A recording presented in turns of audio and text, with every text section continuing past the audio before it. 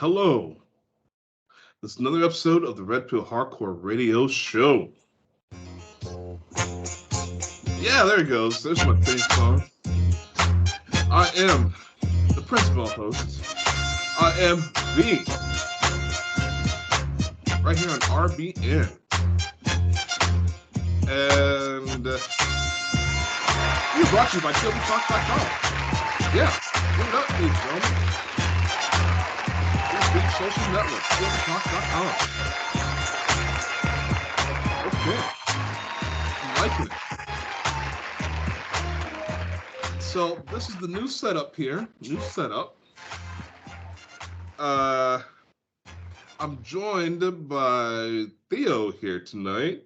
Theo, you want to hop on video? Because we are doing a video cast tonight. You picked a hell of a night to join up. Okay, I'm going to have to switch devices. Okay, well, join back in because you're going to love this episode. Oh, cool. All right. Yes, so as promised, yesterday, if you were listening to the episode, talking about police corruption and these sort of things, well, I have probably the United States' foremost authority in the subject matter. And I'm going to see here if I can add them on in here. Oh, boy. If I can get around this interface here. We're going to have Mr. Johann. I don't know how to say his last name, so you guys will just have to forgive me on that one. I'll let him say it and see if we can get him in here. And while I'm getting him in here, I got a new little setup here. Can you guys hear me loud and clear? I can hear you now. Oh, there we go. Yes. Hopefully I have the right microphone where you guys are listening to me from. So, yes, indeed. And I just want to say, hey, welcome. I was just introducing you as I was adding you. I don't know how to say your last name. So if you would introduce yourself. And by the way, we have Theo from the UK. He's an auditor or ex-auditor, and he handles all connections between other auditors, YouTube channels, things like that. He's one of my media guys. So he decided he wanted to hop in on this episode. So very cool. Well, yes. My name is Johann Drolshagen, and I am a software engineer, and I am the individual with my team that is behind the Brady List, which you can find online, which is giglio-bradylist.com. Okay. Excellent. And I actually, doing a little research and just trying to find what I can do about corrupt cops. What there has to be something that can be done. And something I did come up with, and this was about a year, maybe a year and a half ago, was the Brady List. And, YouTube videos and people talking about these people are on the Brady List. And I always wondered, is that like a government, like internal affairs sort of list or something like that? But that doesn't seem to be the case. This is your baby. Well, sort of. Okay, so the Brady List itself, this is a little bit of a misnomer, and it's believe it or not, it's not even about law enforcement. It's not about bad cops. It's about evidence, and it's named after a case from 1963, a civil rights era case, where SCOTUS, the Supreme Court of the United States, stepped up and said that because prosecutors have all of the power, they have all of the chips, they have all of the ability, the enforcement, the investigation, that there's an obligation to maintain fair trials. And fair trials include the disclosure of any exculpatory evidence. So in the event that say a prosecutor wants to charge someone with a crime and they're investigating the crime and they come up with evidence that somebody else did it, they must disclose that evidence to the defense counsel in its entirety, without being asked, without requiring a motion from the defense, and everything it must be disclosed in the light, or must be considered and disclosed in the light most favorable to the defendant. So Brady's really about evidence. Now, once you start applying Brady, for example, in another case at the SCOTUS level, in Giglio goes a little bit further and has specific to do with any individual and all information about that individual upon whose testimony will be relied by the prosecutor. And that is where law enforcement comes into this. And a Giglio letter, which is well known, or a do not call list of officers that have been issued Giglio letters, is when a prosecutor feels that because of past performance or previous behavior of a particular officer, that they will no longer call that officer to testify, and any information of previous misconduct, which is considered impeachment evidence to the character of the officer, must also be disclosed in the event that they call that officer. Now, this isn't just officers that have received a Giglio letter. This is any police officer has any information about their character and honesty and truthfulness and abidance of the rules, up to and including even things like use of force that are deemed entirely justified. That information must be disclosed to a defendant in a criminal case. So Brady is the encapsulating term that holds all of that information and the obligation for the prosecutors to disclose. So in other words, you're taking it at least a few steps further.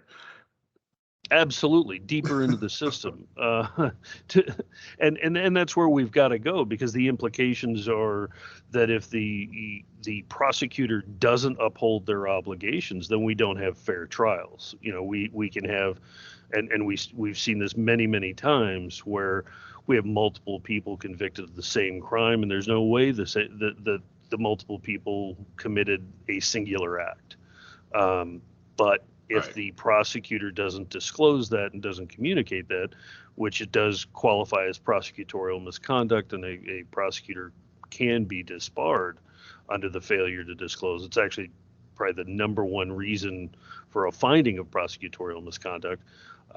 Then we have to go back to what the Supreme Court introduced into the decision process, which comes all the way from the Bill of Rights, which is that no innocent person should be punished in the system, even if it means failing to convict otherwise guilty individuals.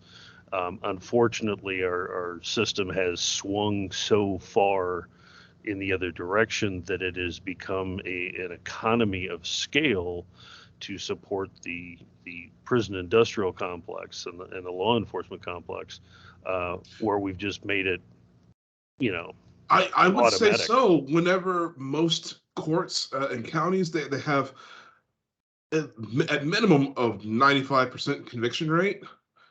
That's absurd. Yeah, and that's at the state level. Federal level's up at 98% conviction, and that's by plea. So if you have 98% by plea, and then you have 2% go to trial, only 2% of those ever, not I mean the 2% of the 2%, ever succeed in being found not guilty or by another random stretch innocent. Yeah, that is very telling. When you know that the system is working against you, there's no way that anyone's out for any actual justice, just for the simple fact they can stack 20, 30, 40 more years on you if you don't take a plea. That right there should be illegal. If there's a certain crime that warrants 10 years, then that crime should warrant 10 years. If it warrants 5 years, etc., then that's just what it should be. Yeah, that's what we call the trial penalty, and that is that. And this is an interesting case, which, matter of fact, was just decided by the Supreme Court here a couple of weeks ago. That there's an increased penalty of going to trial and being found guilty as opposed to taking the plea bargain. That's a problem. What you're talking about on top of that is when officers, and more accurately, again, this has mostly to do with prosecutors, as prosecutors are, they don't get enough credit for the bad things that they do. When they stack on charges, knowing that they're going to be negotiating that through a plea later on, that's actually, as of just a couple of weeks ago by SCOTUS, considered prosecutorial misconduct all by itself. So we haven't seen anything we haven't seen the market truly react and change to that new decision. But there is very clearly and very definitely a precedent of that bad behavior, and just now there's a response to minimize that impact. Absolutely. And I know we have a lot of auditors out there. I love my auditing friends. I don't know if you associate with any of them. Oh, yeah. Well, I mean, I'm a computer geek, so I'm not out there rocking and rolling like some of these folks are. But I love the work and I love to see it done, and it's an absolutely incredibly essential piece. We need to get, cameras on every phone in every hand, and every hand pointed at law enforcement when they're out there behaving allegedly in our behalf. Absolutely. Yeah. Theo's got me in contact with some of those guys, and the work they do, yeah, it's very risky. I myself am a keyboard warrior, so to speak. Obviously, I'm always in the studio here, but it's very telling.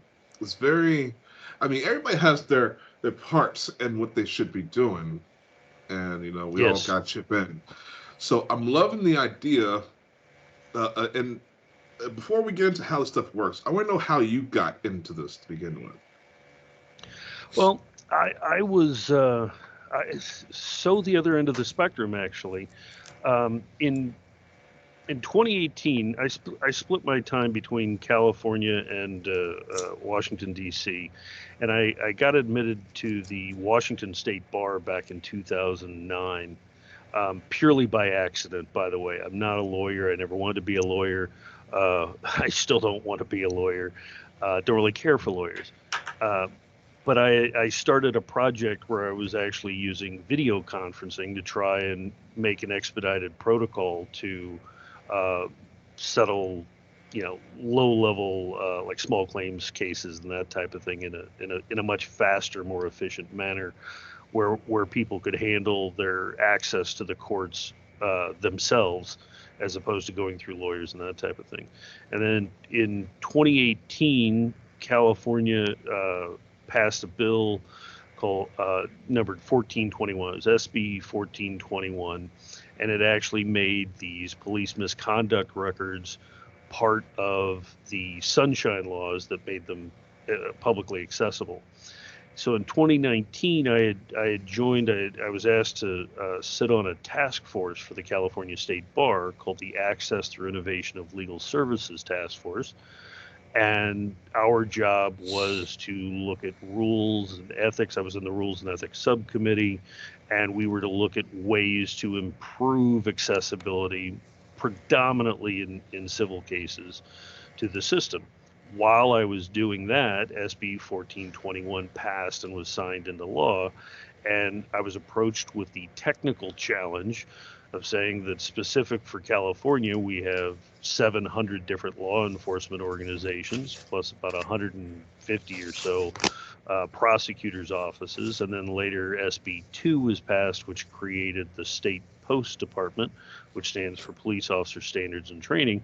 And the challenge, technologically speaking, was how to have 850 disparate lists of information that needed to be disclosed by the prosecutors, so that the court could see that the information was being communicated to the defense counsel, and ensure that the fair trials were going on. So I solved that technological problem of allowing, and I should mention that the Brady List is actually not just a list, it's software that allows each of these entities to go in and enter their own information.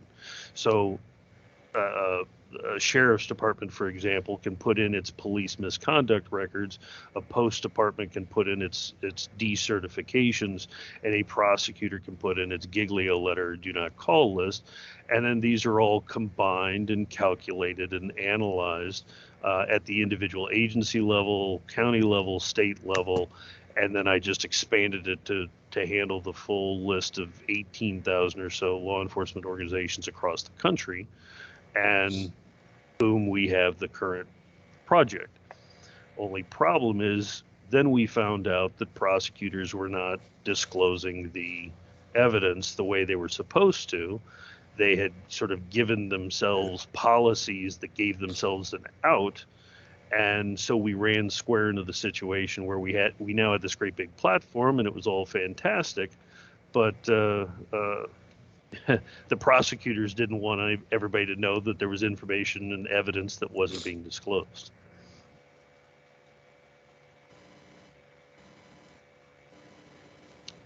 Oh, V, I've lost you.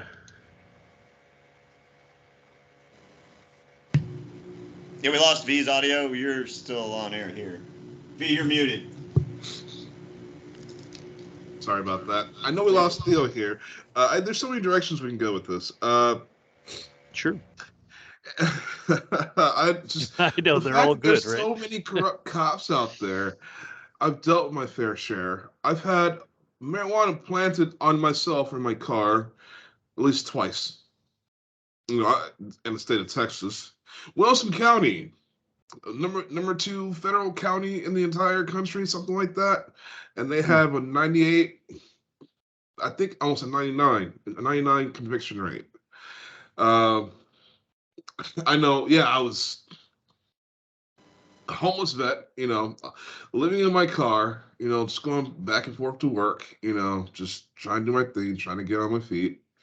And, I was parked next to a friend's place whose mom didn't like me. Although I had his permission to park there, I didn't have hers.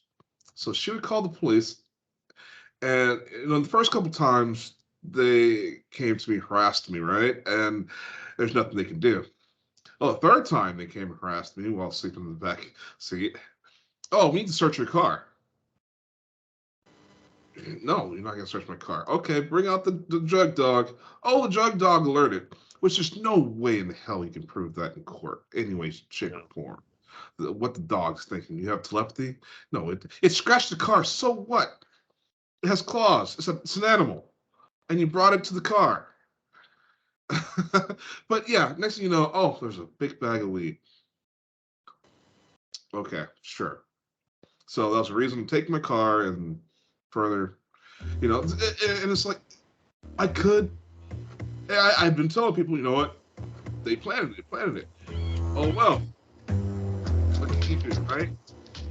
No, let's skip the break if you can here. And it's well, it's just one of those situations. I know that it's my word against the police, but their word is over my word no matter what, which is a major flaw in the system.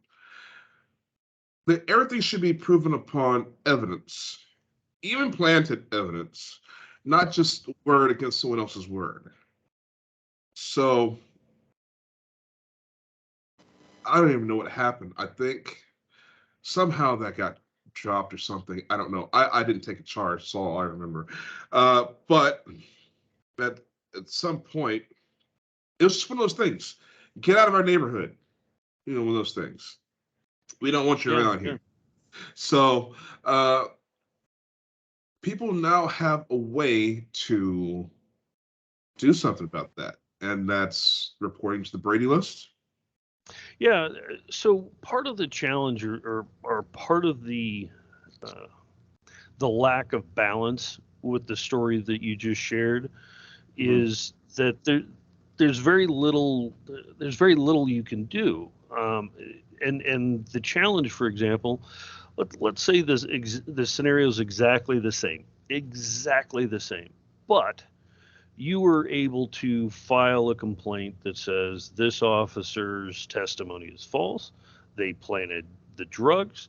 They made false statements. It wasn't mine, regardless of the situation in which I was in, sleeping in the back of my car, whatever the case may be. And then that complaint can go on the record and can stay on the record for the next poor bastard that gets caught the same way, right? Because these officers aren't going to do it to just one person, and they aren't going to do it just one time. So what happens is you'll start to see a pattern, and that's only if the reports are taken and if the complaints are filed and if that file is disclosed and that type of thing. There's rarely ever, and I can honestly say I don't know of any instances where all of a sudden a perfectly good officer decides to do one bad thing. It's never one thing. So we need the mechanism to be able to identify the good officers from the bad officers. And please know I don't want to even try to get into the good apples versus bad apples argument, because I don't buy it. Because the problem is that we get a systemic challenge where none of the personnel records are being shared. None of them include the information that's supposed to be there. None of the complaints get filed properly, and none of the prosecutors disclose the evidence. So it goes way beyond good apples or bad apples, and the same mechanism for prosecutors doesn't exist, and now we've got it. The same mechanism for judges doesn't exist, and now we've got it. It is not hard to say, fill in a form and tell us who did what it was wrong and what was the impact, and then maintain that record. That's all we're doing. If you remember, not too long ago, or in some small communities it still happens now, if you need to issue a public notice, you pay a newspaper to have it put into the newspaper, and it's technically called a court of public record, and it's published. Everybody gets a chance to see it. It's there if anybody goes to look it up historically. That's all we're doing. It's the ability for them to put their information in the way it's supposed to. It gives an additional ability for individuals that have a public complaint. They can go to our website, they can click on public complaints, and it actually gives them a form and says, just fill in these pieces. You can make it anonymous, or you can do it on someone else's behalf. It takes all that information in, and then it correlates the information into the individual officer's profile. It puts that individual's officer profile on their employers, which officers now, because of consolidation throughout the country of law enforcement, officers can be a sheriff's deputy, a police officer, and a tribal officer all simultaneously, and it cross-references all that information. It analyzes it, and it compiles it again by county and by state, and then at the federal level. Theoretically, with that, and let me know what you think here, Theo. Theo's my software guy. He's my super engineer guy, which is why it's great that he's joining us, right? Right on. When you have that kind of information, you can kind of create an algorithm or backtrack, because of course you're analyzing the behavior, but then you can see the patterns and maybe find out if there's gang activity within a police department, let's say. Well, you know how you were talking about in the LA, these people gang up in little groups and do their thing. So you can sort of track these sort of things, right? Absolutely, and just so we're clear, having a gang in a law enforcement is a disqualifier all by itself. There's a case that went through SCOTUS called Able, US v. Able, and I think it was either 73 or 76. I think it actually got reviewed twice. That sort of took the traditional law enforcement definition of a gang as applied to a defendant, and then they turned it around and applied it to law enforcement. And here in Los Angeles, there's a journalist by the name of Charisse Castle that's been doing amazing work on disclosing these gangs within the LA Sheriff's Department. So we've got about 35 gangs. They actually brought in Rand Corporation to do a separate third-party Office of Inspector General kind of review. And as bad as we thought it was in Los Angeles, all of a sudden Rand goes and does the same thing in Chicago and finds 160 gangs in the Chicago PD. So this is not a small or inconsistent or maybe not a problem thing. This is a major problem, and we've just had some disclosure. We finally got some officers to testify on the record here in Los Angeles. The gangs are fighting each other during the pandemic and COVID, when everybody's thinking that Black Lives Matter protests or riots. We've got LA Sheriff's Department going on work slowdowns. Specifically to try and affect and diminish the impact of the research into the gangs. So it's going on all over the place. I would like to put this into perspective for those of you that are scratching your heads. Think of a police department or I don't know, a division, county, whatever, as a football league. You may have 10, 12, 11 different teams in that football league. Mm-hmm. And they're all playing against each other. Yep. So, I mean, police, I don't see why they wouldn't do that. That actually makes perfect sense to me. I've got my team's better than your team, and you know, if this team over here is being corrupt and you're going to war with the other teams, there's little, or you know, and the whole police establishment is trying to keep this under wraps. That's why it's hard to prosecute a dirty cop, because if you expose one, you're going to expose them all. Potentially. Well, let's go even further, because remember, if Brady's about evidence and the evidence is actually an obligation of the prosecutor, now you've got a challenge where we know this is going on at the line officer level. We know there's information that the prosecutors don't have. We know the prosecutors are not sharing the information, which makes, we're talking tens of thousands of cases are wrongful convictions for prosecutorial misconduct for failing to disclose exculpatory evidence. I mean, Hennepin County right now is imploding with these types of cases that are coming back up, that which, by the way, Hennepin County is Minnesota, around Minneapolis, where Derek Chauvin was convicted, and now they've got to go retroactively back to every case Derek Chauvin and his guys have ever touched in order to do a notice of exculpatory evidence and provide an opportunity for a new trial to everybody that was convicted, even if they took a plea bargain. Okay, well, I got a question for my partner here, Theo. Is any of our auditors, do they know anything about the Brady List? Mike, let's get this break. It's too good. I'm sorry. we gotta. No, we'll take the top of the hour break, and then we'll kick some more butt. But it's too important. Is there any form of a Brady List there in the UK? And do our American auditors use the Brady List? Because I think that's a powerful tool for our auditors out there. Don't you think? I think that would be awesome. I don't think we have anything equivalent to the Brady List over here. Not that I'm aware of, anyway. We definitely do need more transparency, more accountability over here. It's very different to the US over here. It's more, and the gangs. I see the gangs, even though they deny they exist. I see them. I see how competitive they are as well with each other.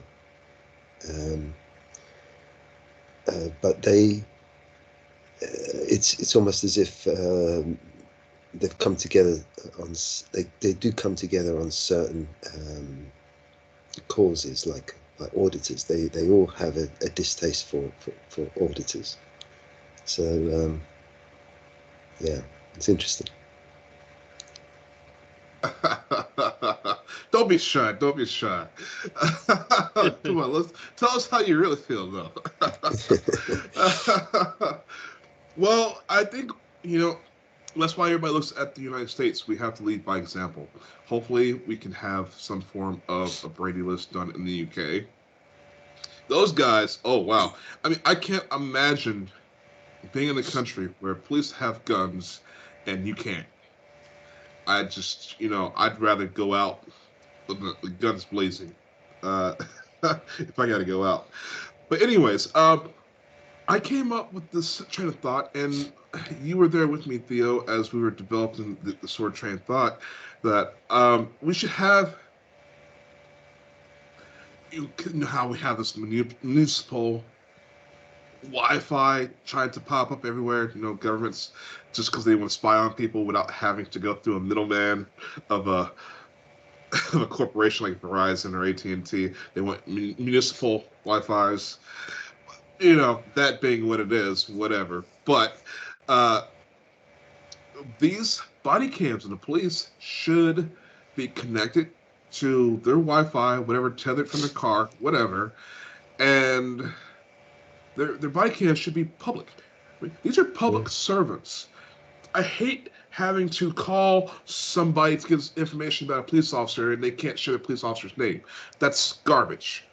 These are police. They're public servants. Paid. Anybody who gets paid with our tax dollars should have a camera on them and their activities at all times. That's fundamental. I think that should be written in the Constitution.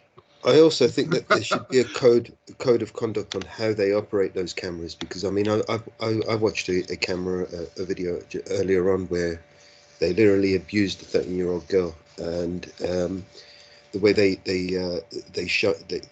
aware that the camera is on, they'll move away, they'll face the camera in a different direction, or they'll cover it up or mute it, or and they'll even edit the material when you request it, and then you've got a certain amount of days to request it, otherwise it's gone forever. But that's we ridiculous. Should be able to tap into their cameras live. I think they should be live streamed. They're public information. They should be live streamed. They can't turn them off. And I don't think they should have them on their chest. I think they should have them on their heads. So everything they're looking at, we can see. Everything they're looking at, we can see. Absolutely. Let's give them a third eye. Why not? Let's enlighten these people. Well, they want to keep an eye on everyone else. I mean, when they're the ones that we really need to keep an eye on, right? They're the ones that are have the immunity. They're the ones that get away with all these crimes. Stuff. Yeah? Yes. They're the biggest criminals on the planet, and yet they, are immune from any prosecution. I mean, it's legal for them to rape, torture, and murder, but anyone else. Well, and I want to know your thoughts on this, Johann, but I want to go ahead and further say, and with the simple fact that Obama and all these, there's some people that argue about who made this legal, but it became official with Obama that the government can lie to the people. It's legal. Propaganda is legal. Officers of the law can lie to get the information that they want. Yeah. You don't have to be undercover. Regular officer. Yeah. No. It's legally allowed in the regular to lie. Course of business, they're welcome to use that piece. And one of the things, just in case anybody's listening to this that's not immediately today or tomorrow kind of thing, there's a big strike going on with the Amazon workers, and in conjunction with the federal government, the U.S. government forcing the company Amazon to negotiate in good faith, they actually mistakenly allowed a rather fantastically large multi-billion-dollar, it might even be a couple of $trillion contract for cloud-based storage to go through with Amazon Web Storage, and it's not commonly known, but in the tech community, it's pretty well known that the reason for that tech space, that cloud storage space that they were looking for, is for all the cameras that we have. It's for all the recordings that we have. Unfortunately, most of those are surveillance cameras, but they could be and should very much be all government meetings, all court hearings, all body cameras, and we do have some.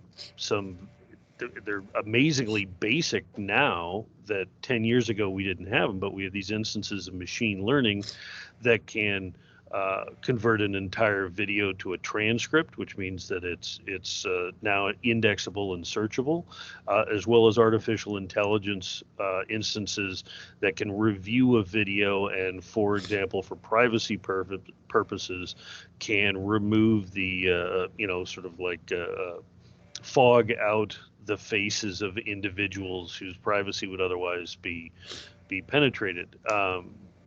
Plus, if they're loading these body cams, even if it was not live, but it was daily loading of these files, it can make sure that the oversight of those files and access to those files was granted by default. So your prosecutor or district attorney or attorney general's office or internal affairs or even the defense counsel, a mayor's council, a county's council, whatever, could get access to those videos in a timely manner. They could get access to the raw videos, and they could have public access, which would satisfy FOIA and sunshine requests in a very timely manner, under a day. And it's the processing ratio is 1-to-1. So for every hour of video, it takes an hour to process. But past that, there is no excuse for this not going on. And there is, although I'm not overly optimistic about it, President Biden yesterday signed a executive order, one of the facets of which was to do a nationwide funds matching campaign to put body cameras on all law enforcement in the country. The executive order was specifically compelling to federal agencies, but the FBI is as corrupt as they come. Yeah, exactly. So it's not like the FBI is calling me up and saying, by the way, here's all our special agent misconduct records.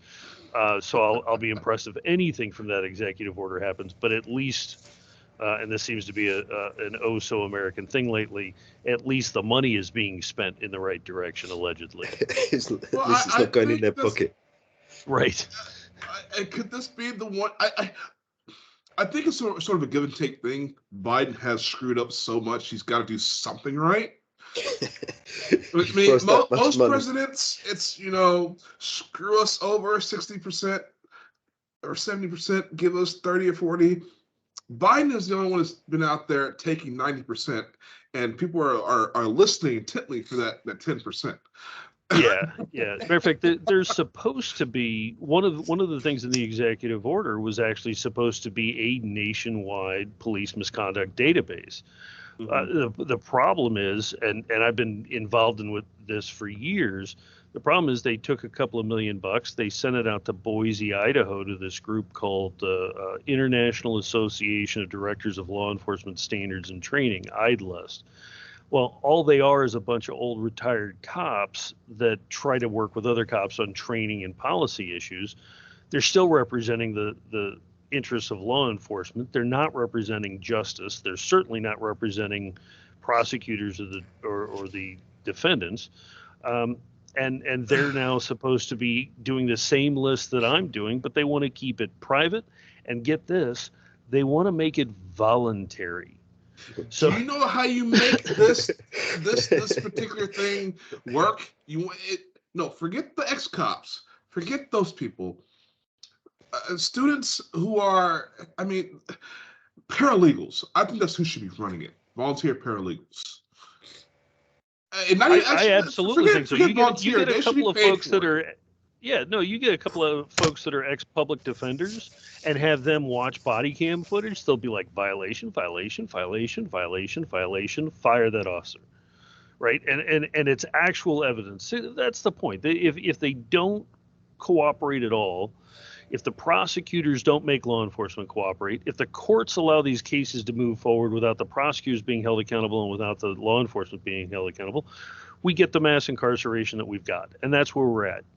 I'm in California certainly not because I'm liberal, but because this is where the biggest problem is, right? This is where the fight is.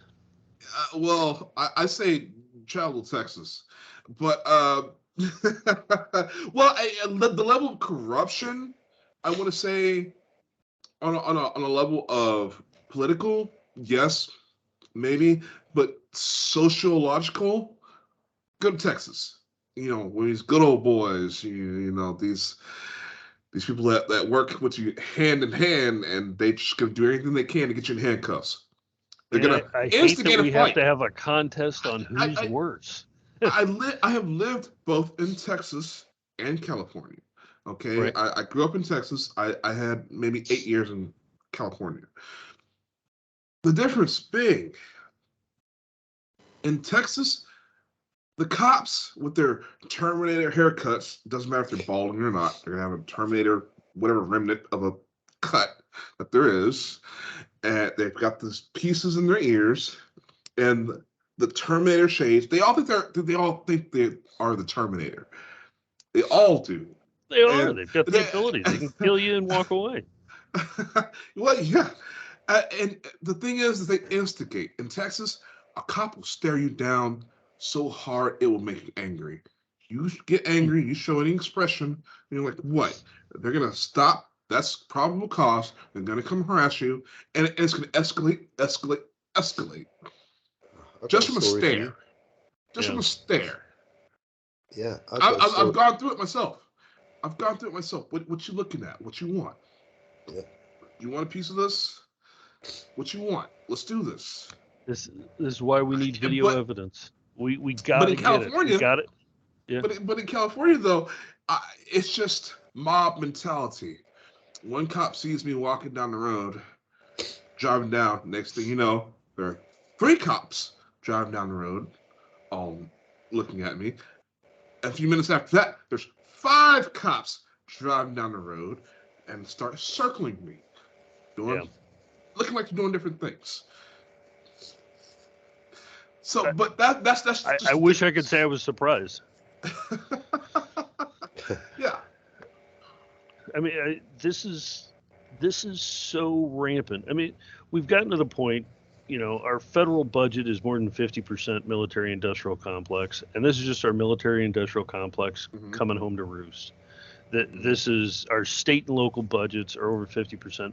We didn't talk earlier, but I'll gladly hit the topic again, which is the consolidation of forces, because what happens is we get these little municipalities, these little towns, quaint little towns, not a lot of crime. They don't really need, it's a Barney Fife kind of scenario with like 3 cops and that kind of thing.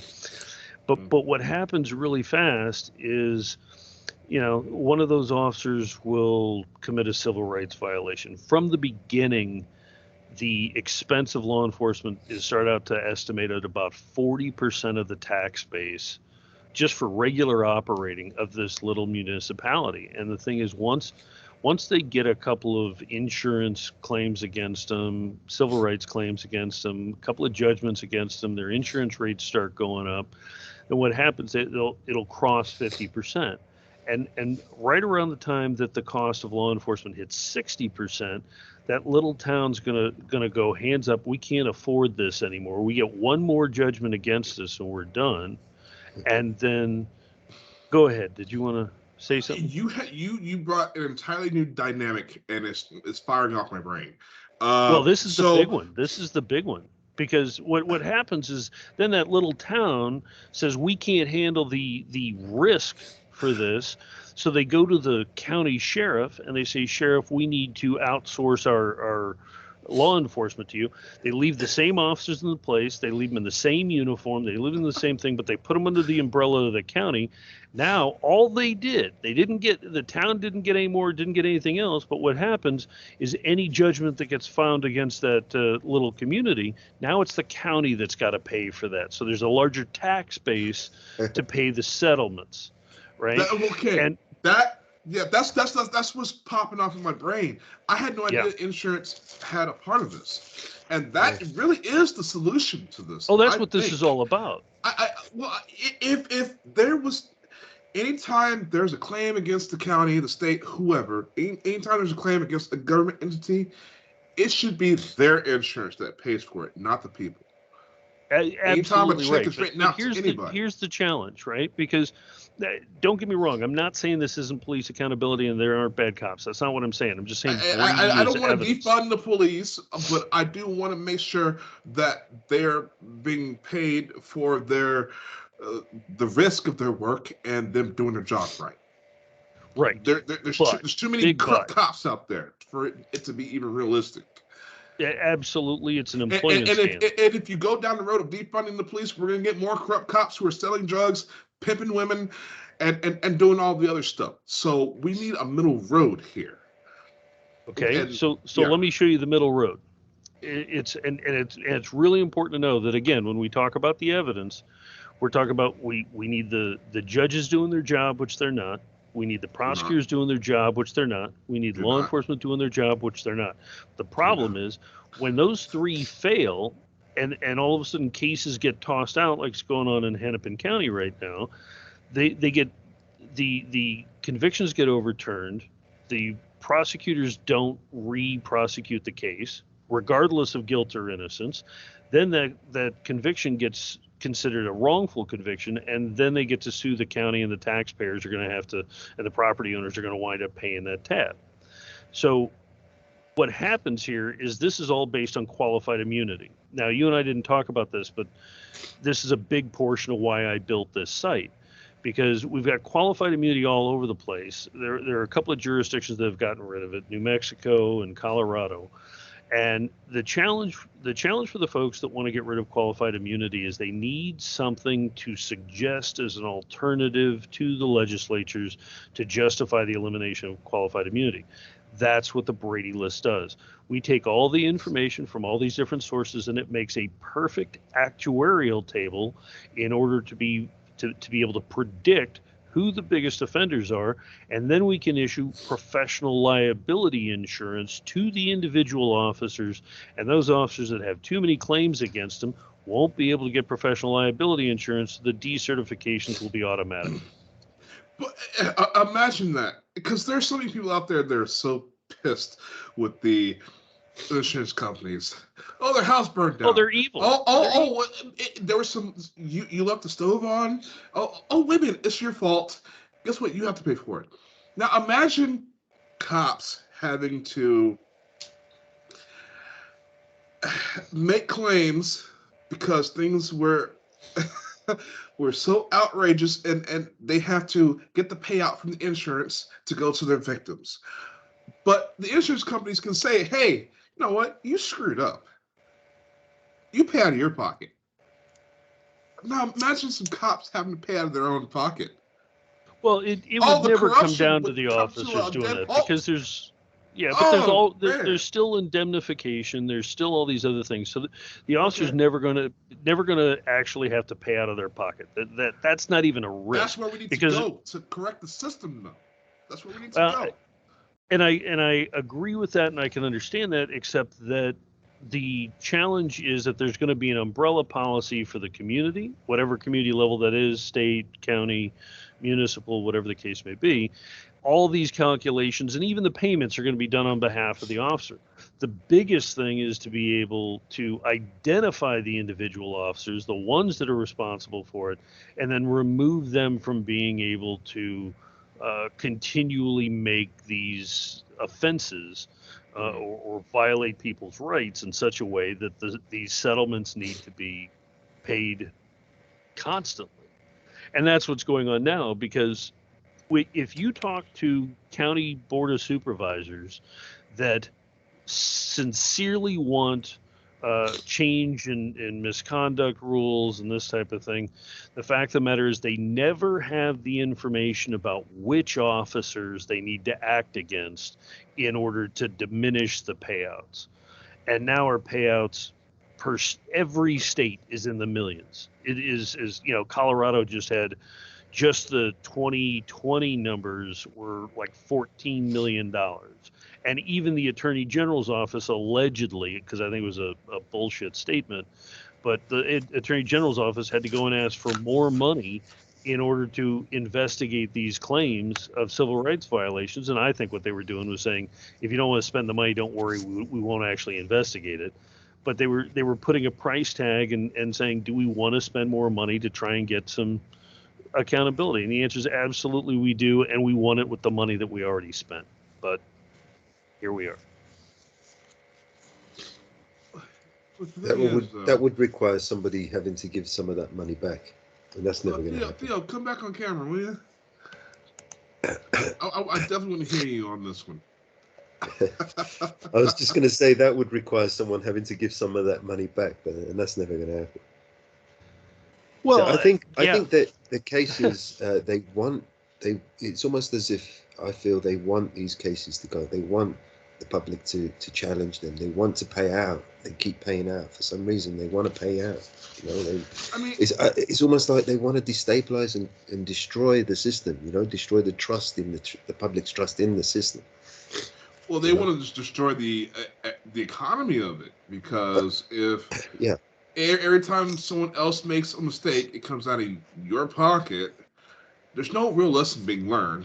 There's no incentive to stop the violations.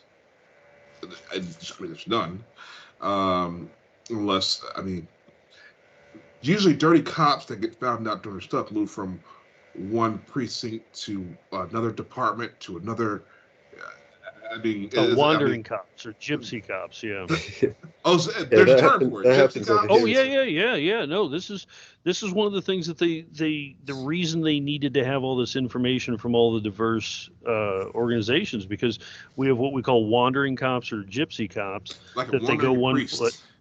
Yeah. No, it's exactly like that. I'm sorry. You know, they work somewhere long enough to get fired for misconduct, even though it doesn't get disclosed, and then they go right down the street to another precinct or office or agency or whatever, and then boom, they're back employed and they're starting with a clean slate again. But you know, this is what the Brady List undoes, is because now their record can follow them from office to office. Yeah, I mean, they're completely unaccountable over here. We've got a couple of cases that I'm following at the moment. One where a 14-year-old black girl was strip searched in the back of a van. They ripped her clothes off with the scissors. They cut her knickers off, everything, and left her in there. Kept her in custody for 20 hours. A 14-year-old girl, right? I assume she was raped. And then another one, a video I saw yesterday. A guy was dropping off his his two daughters. He's dropping off his oldest at work. He stopped at a McDonald's with his youngest daughter. She was 13. Went into McDonald's. There was 10, 12 coppers, whatever, standing around doing nothing. And he made a comment that, look at these not standing around doing nothing, and one of the sergeants overheard him, got butthurt about it, and decided to arrest him. Failure to stop, the charge was. They took his car, they beat him up, they cuffed him, they put him in the van, then they dragged him out of the van, put his hands behind his back, beat him up some more, tased him, sprayed him, threw him back in the van. Meanwhile, the daughter, they assaulted the daughter. They ripped the keys out of her hands, threatened her so many times with arrest for obstruction and all this stuff. They stole the car, it was in the car park. They took the car as well, and they charged him with failure to stop and resisting arrest. Yeah, all because they were butthurt. Yeah. And all of this is on the body cam videos, and you can see the body cam videos. They know that they're recording, but when the guy was screaming, he'll walk away, and where they started assaulting the girl, he moved to the side so the camera wouldn't catch what they were doing to her. they continue to do this with impunity. You know, they carry on like impunity. Even though the videos. I mean, you've got a certain amount of time to request these videos as well, and they'll delay you as much as possible, and then they'll delete the videos and give you some, BS excuse. But that's why we need real-time feeds. We don't want to get these guys the ability to delete videos. They shouldn't even have access. There should be no buttons on the camera, no nothing. Did you guys see how they treated? Video. Did you see how they treated the journalist over at Davos? Because Davos is. Oh yeah, they cornered him off, and yeah, absolutely. Okay, I don't know about this. You guys can I'll send you the video. In Switzerland, they don't have the same laws over there. They have like the privacy laws are slightly different to yeah, ours. You're not allowed to video anyone, including officers, without their permission, and yeah. So. Yeah, which is ridiculous. Well, how about and apparently they've got oneself? 5,000 troops over there. They've got they're protected right now by 5,000. I mean, isn't that a bit overkill, a bit excessive? I mean, we've got and we're funding that, right?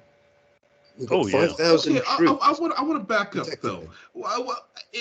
Okay, let's say you have a camera phone. You're videoing yourself. You're videoing yourself getting kicked, punched, whatever.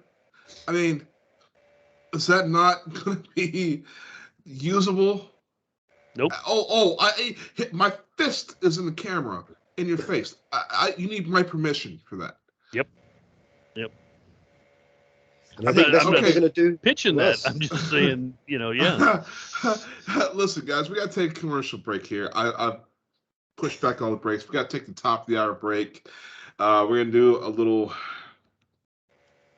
song, and then we're going to get back into the show. So stay tuned, ladies and gentlemen.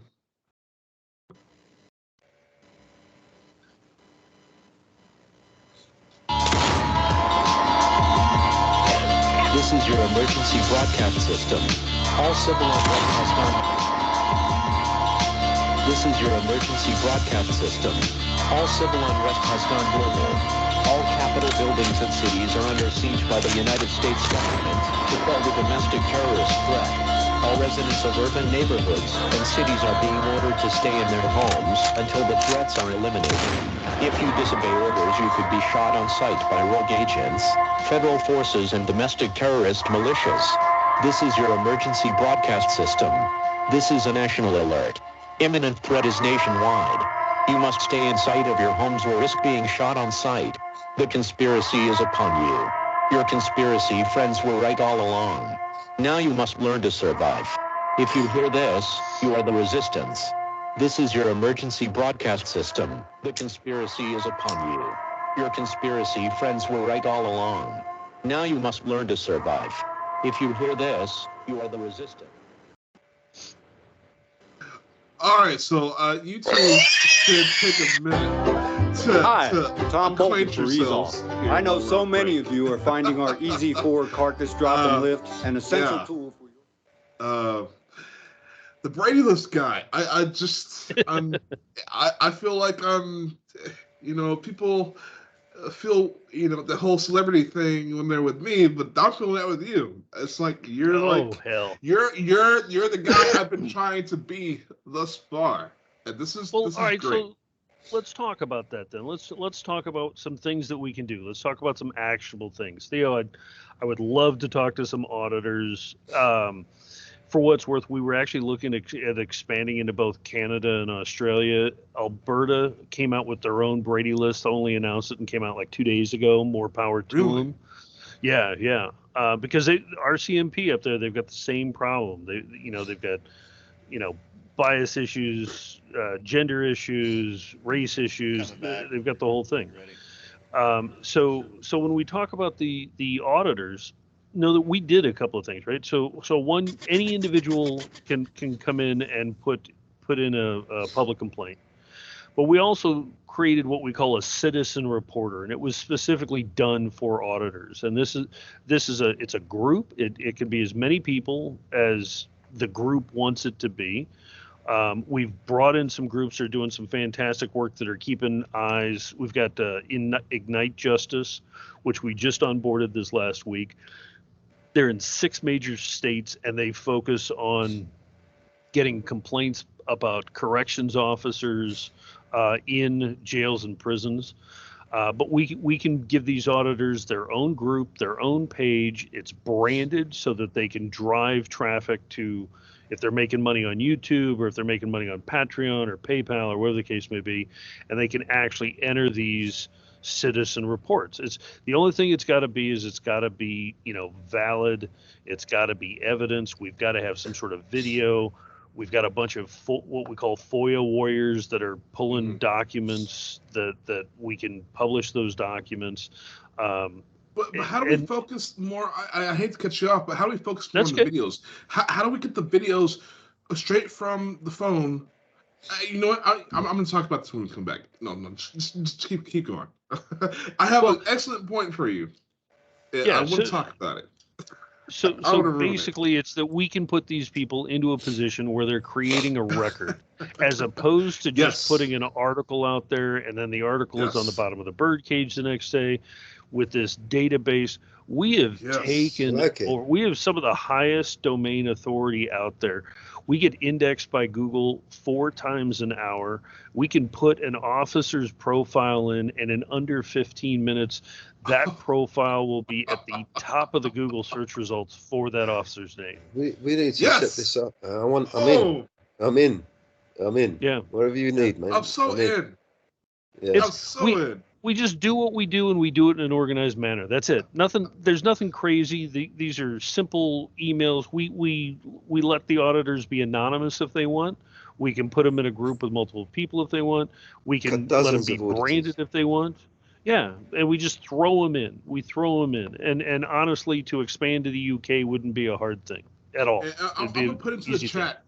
I'm gonna put into the chat. I want you to join us at tlbtalk.com. This is my social network. Join, make a group page. I don't know if you're a social media guy or social network guy, rather, but this is my social network, and I can use. You may be banned off of Facebook or something or whatever at some point. I don't know, but I'm not worried about you're that. safe here. Right on. You're safe here. You say whatever the hell you want and build as much as you want because it's not going anywhere. Isn't that a wonderful feeling, like all by itself, to be able to say that?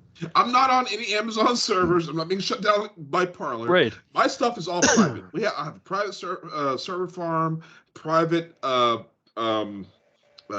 I got private everything. This isn't anything having to do with anybody that can tell us to shut down. Nice. I think that's great. There's a lot of criticism of big tech out there, but we can use tech for the right things. We can use tech in the right way. We can coordinate. We can organize. We can be amongst people that have a common understanding or a common goal, and then we go from there. And there are other organizations that are doing great things too. I'm a big fan of the Innocence Project, which actually has a program that's telling people, go do jury duty. If you know the cops are lying, if you know the prosecutors not telling the truth, you can do jury nullification. So if they only train people in jury nullification, I know it's different in the UK, by the way, sorry to this is an American thing.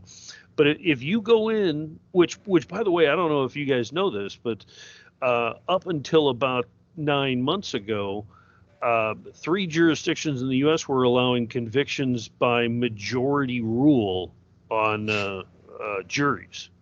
It didn't need to be a unanimous jury, which is what everybody thinks it is in the States.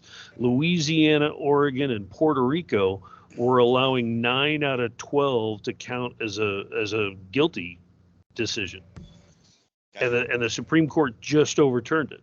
So there's all these changes that are going on right now, and they're big changes and they're important changes, and we've got to do everything we can to make this happen. And this little site, this little Brady List, this took me like 6 weeks to build. I mean, this isn't This isn't a technological landmark that should be, an issue that the prosecutors and the judges didn't build themselves.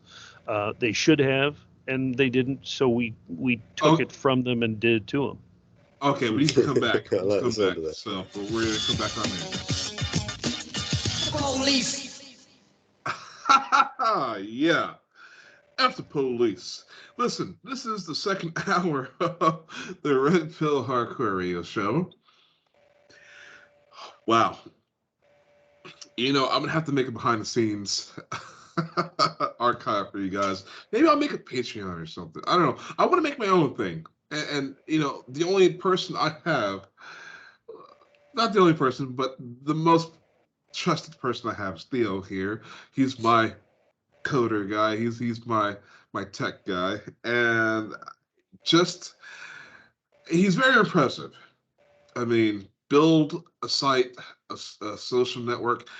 I could have had him build something for us sooner.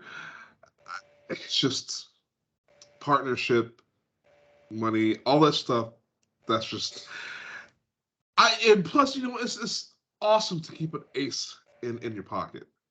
Theo is like one of those aces, which is why I'm glad he's joined the show today.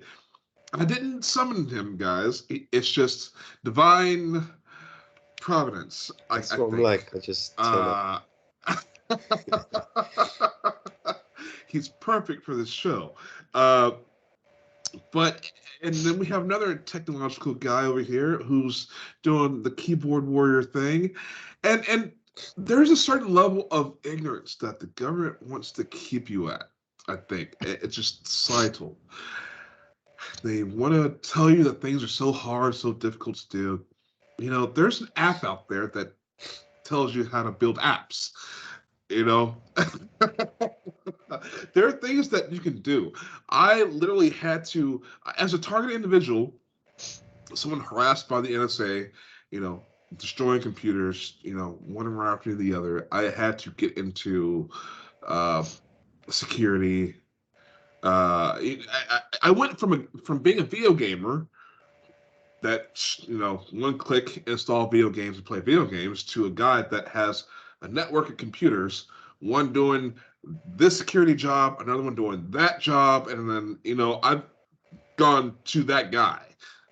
I'm now that guy that has to have a redesign and cracked, broke down, stripped down operating system to be able to do what I do, just because I'm under attack so much.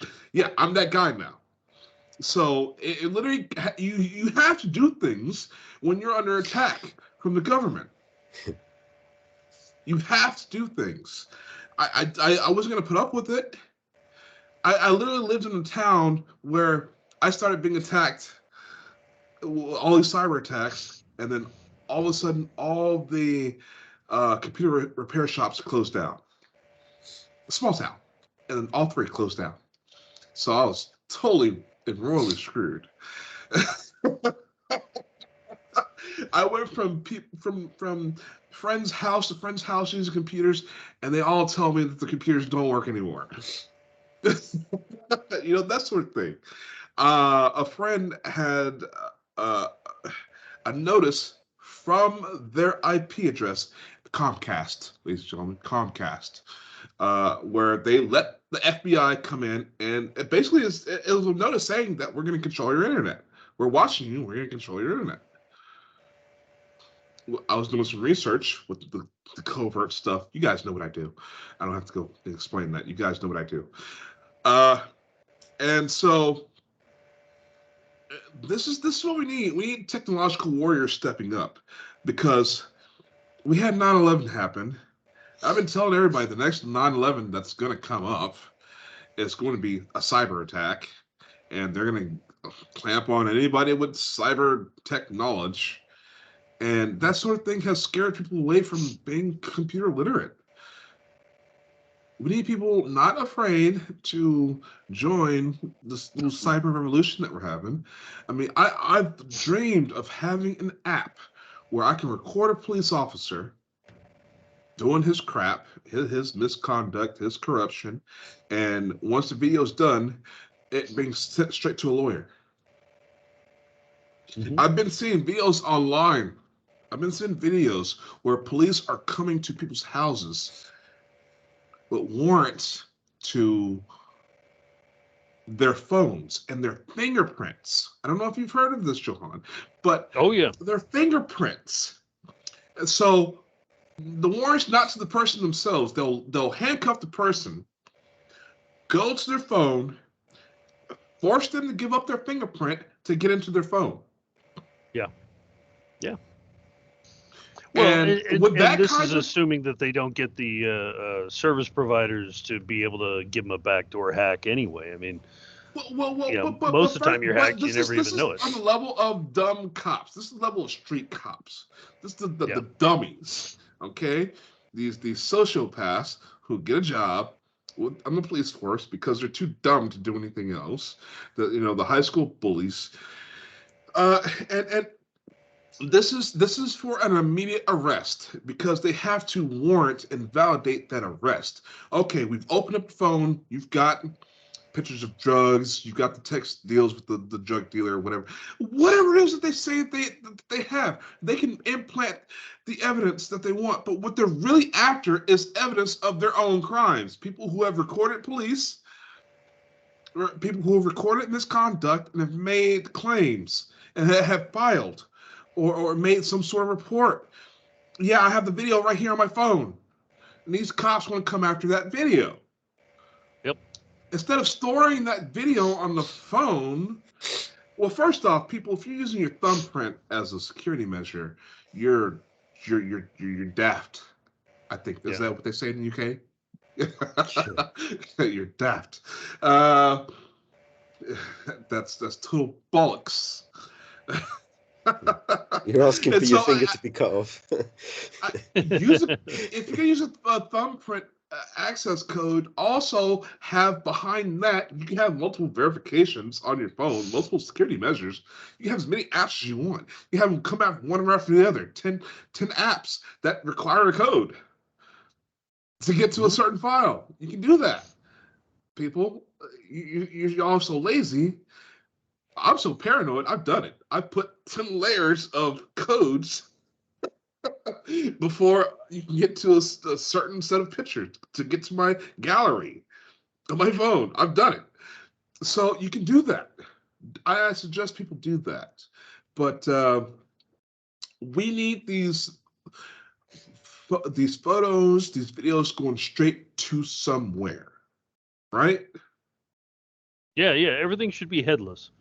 Everything that's a tech term that means that we have all the code that functions at one layer, and then we have storage at another, at an entirely separate destination, and we make it redundant.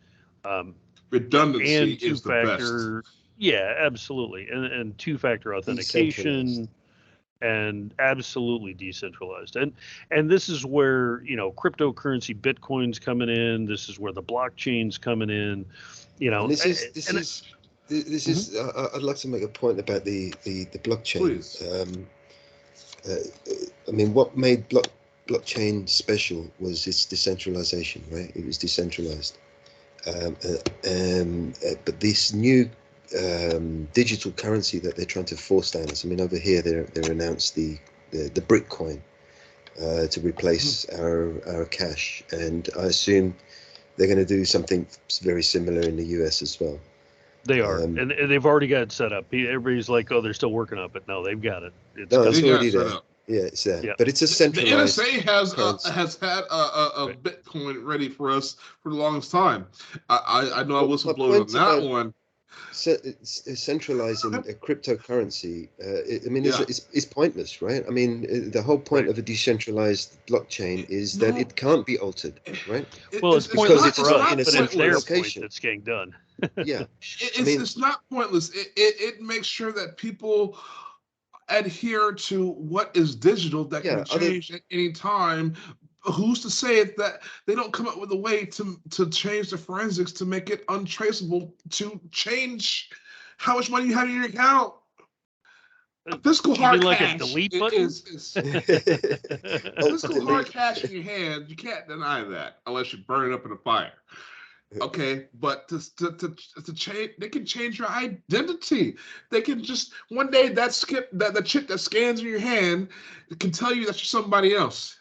Yeah, and that as They well. can tell They're you that rolling you're an out over here. escaped federal Yeah. prison person, and you can be picked up by police at any time. They can The change your BBC are identity. announcing it like it's a good thing, you know? I mean, stick a chip in your hand, why don't you? You know, go and pay They for can things with the change chip, whatever and they it's want just so as easy. long It's as it's convenient. digital. It's As long convenient. as it's Well, digital. So what we have to do, and Theo, I don't want to cut you off if you were done. Go, I'm done. It's the model that I actually use for Brady is actually a DAO, so it's a distributed autonomous organization. Now, don't get me wrong; it's not built on Lightning, and it's not executable contracts. It's just that it's got this software nature where the individuals don't need to be connected; they can have their own autonomous groups, and that's what we want to give to the citizen reporters, is give them an autonomous group. They can make up their own decision, they can have their own communications, but they can publish it in a way that it gains from being part of this mass that again goes back to domain authority and relevance to search engines and indexing, because it's standardized format. Part of this, if you look at the definitions for what we've decided are the Brady offenses, which we've taken from all the different post departments around the country, now we have so many. We have over 111. We just passed this last week 111,000 records, and because they're using the same offenses with the same definitions over and over again. If you go actually look up the legal definition of some of our offenses, it's our definition.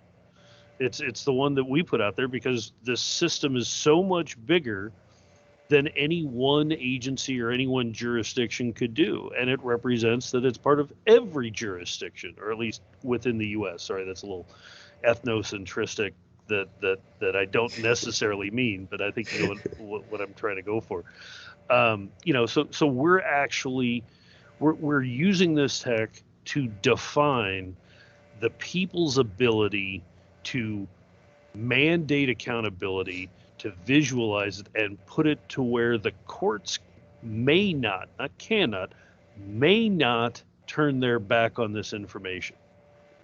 It has to be dealt with. Anytime one of these officers, whether they were terminated or not, anytime they go into a court of law, this record goes with them. And that is something we've never had before. And we even to this day, we need it desperately. And I'll tell you right now, we also have a very short window of this working. This isn't going to work forever because the Supreme Court's come out with a decision as of yesterday where they're essentially suspending habeas corpus at the federal level. They're not allowing state appeals to go to the federal level and simultaneously introduce new evidence, which this Brady evidence would be considered new evidence. It's just that it would come under prosecutorial misconduct in order to get it in. So you got to know SCOTUS is dealing with the qualified immunity thing, and they are shutting things down. They are shutting opportunities down. So we've got to do this, and we've got to do it in a short period of time. And by that, I mean, we've got maybe 5 years that this whole thing is got any value at all before we've completely lost it. The opportunity, I mean. So before it can lose any value, we need to get it. We need to get loaded. Public we need to get knowledge mandatory. to everybody that we can, right? Yeah. Absolutely. And we got to get people participate. Whether it's support your auditors, support your cop watchers, support shows like this that are communicating it. Election, by the way, we're right in the middle of, we've got elections coming up, and this Brady issue is a huge issue in voting that everybody can understand, that you don't have to know who everybody is and know all the issues. But right now, we for the first time ever in Los Angeles have actually had an open public debate of the candidates for sheriff. This is the first time that's ever happened. And every single one of those candidates has asked the question point blank, will you support a public-facing Brady list? And every one of the candidates, not the incumbent, but every one of the candidates said, yes, absolutely, will support and participate in the Brady list. So do that with your DAs, do that with your judges, and I can't tell you how much this isn't something that's going to change at the White House level. This is going to change at like the county board of supervisors, the city mayor, city council, right? City council, absolutely. Every city council. Yes. And if you're a property owner and you're a taxpayer, you're going to be paying the tab for when these DAs and prosecutors screw up, or when you have bad cops on the street. That's where the money's going to get sucked out of the system. So you better believe that we need city council members and mayors and supervisors and the whole bit. We need them committed to bringing actual change, not waiting on Washington, D.C. and the silly administration, but we need those people that everybody knows each other, small town America, that says we will have accountability and we will make sure that financial accountability goes through to the people that create the debt, not just Joe the taxpayer or Jane the taxpayer, whatever you want to. Well, I can tell you, we need to get this program also moving in the UK. Yeah, hopefully, I can get you two together, well, maybe us three together, and brainstorm on how to get that extended over to the UK. Because if you're already talking Canada and Australia, and oh god, Australia needs it. Yeah. I think after Australia, the country needs it the most is the UK. Well, and we're going to be able to do multiple languages as well. We've actually got that ability already loaded. We just haven't exposed it. So, I mean, we can expand for all intents and purposes worldwide in a very short period of time. That's how we do technology. It has to anyway. go worldwide. This isn't just a US problem. This is a worldwide problem. Absolutely. Once it's adopted, we by need to the attack. United We need States, to it will attack spread it that to way. the rest of the world. We lead by example. So it has to. It absolutely has to. But I really want to see some justice in the UK here because they are also. It's the Five Eyes, that lead by example. The rest of the world adopts what we do, us English-speaking countries. So if we lose it, everyone else is gone. Yeah. Well, and we've got the model of law that values this input, right? I mean, common law is where it comes from, and if when I was dealing with the state bar on the access to justice issues, you can have all the excuses you want from judges and lawyers and law enforcement. If the people don't sign off on it, the thing that I love, you look at Prince George County, look at Maryland, all of Maryland and all of Massachusetts right now are issuing police oversight boards. They're all looking at civilian oversight. They're doing phenomenal projects where every single complaint, and understand that's part of the function of Brady List as well. Every complaint is at a level that a civilian review board can look at it without any permission or any access need to be granted by law enforcement. So it's right there, it's clear, it's accessible, and it's actionable information. We have so far to go. Because I think, again, instead of defunding the police, which is not exactly the answer, because if you take money away from somebody who has authority and power, they're going to go straight to corruption. They're going to go straight to the drug dealing and the money is not the problem. It's the corrupt officials that need to be removed. But and I've always said on the show, city council, that's kind of where it begins. They have us so stupid that with Monday Night Football and all this other stuff with the TV and just working us 12-hour shifts, working us to the bones. Nobody's making it to that city council. Well, our local councils are hiring local security to keep members of the public out of the local council meetings. Imagine that. Yeah. Oh wow. So imagine that. So you go to, they got a public council meeting and they got private security keeping the members of the public out, and you can't record. They don't like you being recorded, even though you're perfectly entitled to record. It's a public meeting, but they're just. That's where in we need the America, auditors. We need as a the citizen, auditors to start, doing more council meetings and so on. The police is one thing. I think they're starting to learn now. I mean, most of the audits over here in the UK, when they go and audit the police, they kind of leave them alone, or they come out and play to the camera. Otherwise, council meetings, they're the ones that need to be audited next, I think. Well, that is, wow, the situation is much dire in the UK than I thought. In the US, because this is where I started doing my activism, outside of heading flyers at grocery stores and things like that. I started going to city council meetings, and it was there that I found sort of a political identity that I can push forward, a little bit of power.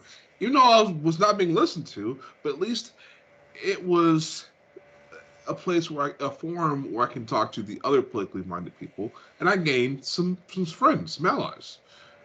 So it's there where we need to start. I can't agree more, but let me suggest something, which I've found in recent times. I don't feel like I need to go into a market and create an organization. If I'm sitting here in Los Angeles, I don't need to go into Dallas and do this. You'll find that those groups already exist. And this is why, again, we did the citizen reporters deal, because if I go find a group of family members of people that are incarcerated, and they go, you wouldn't believe the conditions, the pictures we see, the complaints we hear, and I go, you know what? I can't believe it, because there's so much of it. Every time I think I've heard it all, I get surprised, and it just breaks my heart again. But I go to that group and I go, okay, let's make you a citizen reporter. Let's talk to your network. Let's see how many complaints you've got. And when I find somebody that says, oh, by the way, I've got some complaints, I'm not talking one or two. I'm talking they've got 200, 300, 400. And they're stacking them up, and they know exactly who every CO is. They know exactly who every deputy is in their community. They know exactly what the sheriff's skeletons are buried. This is where I was getting to with my point. This is where I was getting to. For the simple fact that there should be a review done by the citizens in the city council. Okay, we got so many complaints against this cop. Let him go. Right. It's hiring the same way. We need, this cop, he wants to apply to be a cop. What's his background? And his career should be watched. What's his Brady profile say? Yeah. I think we should take a closer look at the people doing the hiring. Because it seems like they're choosing certain people. Militant against the people. I even read an article in the US. Apparently, they've got an IQ test, maximum IQ test. Yes. Maximum. I applied to be a police officer myself. They said my IQ was too high. And not those words, but. Yeah. Well, V, you said you were a vet, right? Army vet, yes. Okay, so you got a DD 214. Yes. Okay. That's all we're doing for officers. A straight up DD 214. That's it. Everybody that served in the military has one. It's all standardized. We know what it all means. And yet, we can't get one for law enforcement who are running around with weapons, interacting with not just citizens, but any individual that's in the US at the time. Mm-hmm. And we can't get a basic list. I will say Georgia does this well, by the way. But we need to get basic lists. We need to know what they're trained at, what they're proficient at, what they're cleared for, what they're aware of, what any disciplinary issues, any promotional issues, good and bad. Where they served, maybe. Even if they served, then you throw a DD 214 link in there, and that's good to go. Yeah. Right. So this can be done. It has been done. The only reason it doesn't exist is because they don't want it to exist. That's right. Yeah, I can agree with that. We can do this. We can absolutely do this, and we can empower the masses. And there's this is technology, so it's not like I gotta reproduce this thing 1 million times to have 1 million people participate. They can all just go to their phone and file their complaint, upload their video, and we're good to go. Yeah. Theo has heard me rant and rant and rant. Why don't we have a website where we have corrupt cops listed? Why don't we have, people filing complaints with us? Why don't we have this? And at this point in time, I didn't know you existed, but I think we can combine forces at this point, can't we? Absolutely. And Theo, just so you know, from the technology perspective, all of our complaint forms, we provide to the public the JavaScript snippet so it can be embedded in any number of websites. So if you've got an active group, again, just use the Dallas example. I don't have to go to Dallas. I don't have to create a new website. I don't have to, they don't even have to create a new website. We give them one line of code, one snippet, and they embed that in their site. And now they've got our form with our computing power, with our security, our headless structure, our redundancies and everything else, compiling and cross-referencing and doing what we call the entity reference to put this officer's information and the complaint about that officer into all the appropriate places and then indexed by the search engines in a matter of minutes. Perfect. Yeah.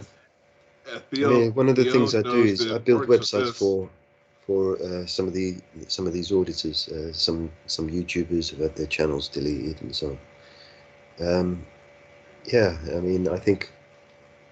I think empowering them, giving them that ability. I think that's the most people nowadays. They're not reporters. They're not journalists. They don't have that following. They don't have the, they'll pull up a video and they'll get 40 views. Maybe 50 views. And having something like that where you're going to get a minimum. Everyone's going to look. Everyone's going to see it. Everyone's going to see it. Oh yeah. Well, and we have millions of page views. You know what? Do one. I got my hands are full here. So maybe I can be of service to you, sir. There you go. We can work that out. How about the Brady List channel? Yeah. Well, it's not like we're going to run out of material. No time soon. Right. And that's why I like to encourage these, because if these auditors already have their own YouTube channel, if they already have their own website, give them the tools they need to just be bigger. Exactly. Give them the tools they need to get out there further. And we're sitting here. I got 11,000 records, but we're doing like 1.5 to 2 million page views per month. So we've got eyes, right? And we know this topic is a topic of conversation. We know the politicians are discussing it. We know the people are discussing it at the dining room table at night. We know the kids are discussing it. We see things like I told myself I wasn't going to go here, but the shooting in Texas, where these cops stood around for an hour while the gunman's locked in a room with a bunch of kids that's just he's randomly slowly shooting. I mean, we cannot wait for them to do the right thing. It'll never happen. They've had 60 years since this decision was made at the Supreme Court, and these prosecutors are still not doing the right thing, and accountability for law enforcement still does not exist. We have to start it. We're going to have to start it. It's going to come from the people, and it's the only way it'll stick. All right. I'll get off my soapbox. The only time something ever gets done is when the people get up and do it themselves. If you wait around for the government, it never gets done. Never gets done right. They always cut corners. Always blaming everybody else. They're always sucking more money for fixing something that should have been fixed years ago. This is just a long, never-ending story with them. So the only time something ever gets done is when the people get up and do it themselves. Yeah. I think their money keeps flowing as long as it doesn't get fixed. Yeah. Like yeah. It's sort of like how, it's like shooting yourself in the foot. As long as you have a boogeyman, like the CIA, the CIA keeps getting a blank check to do whatever they want to do, right? They've got the hands in the cookie jar, and the cookie jar's Russia, give us a check. Russia, give us a check. Russia, give us another check. Yeah. Yeah. Yeah. Yeah, Well, absolutely. and And I think that's external, but that's but another we're reason the why they same want thing to with the pay money for out. law enforcement. I Yeah. think that's another reason why they want to keep paying out in the court cases, because you see that that kind of hides how much money they're actually. I mean, imagine how much they can hide in that money. I mean, he didn't he just sign a $6 trillion check? Let's go, Brandon. How much did he just sign? I mean, I He hate was to in the say it. trillion. I Are you don't talking add about them the all up. infrastructure? That was $1 trillion for the infrastructure. Okay, so he likes the trillion, and then it was only just a little while just before him that Donald Trump signed another $1 trillion check. So they like signing these $1 trillion checks, and I don't think the public realize the immense, No, we don't. the gravity of a $1 trillion. I mean, seriously, I mean they've just normalized that number. $1 trillion is it's For just $1 trillion, everybody in their own personal lives should be able to feel a personal effect. When $1 trillion at least. bill has passed and nothing's changed in your world, guess what? You just got duped. Yeah. Yeah. There are countries Well, with millions of people with populations with millions of people that don't have £1 trillion in their deficit. These people are spending trillions of pounds like it's nothing, and they're getting ready to sign more checks. I like to go a little bit. I go the other direction. I come from way up there and I drill down.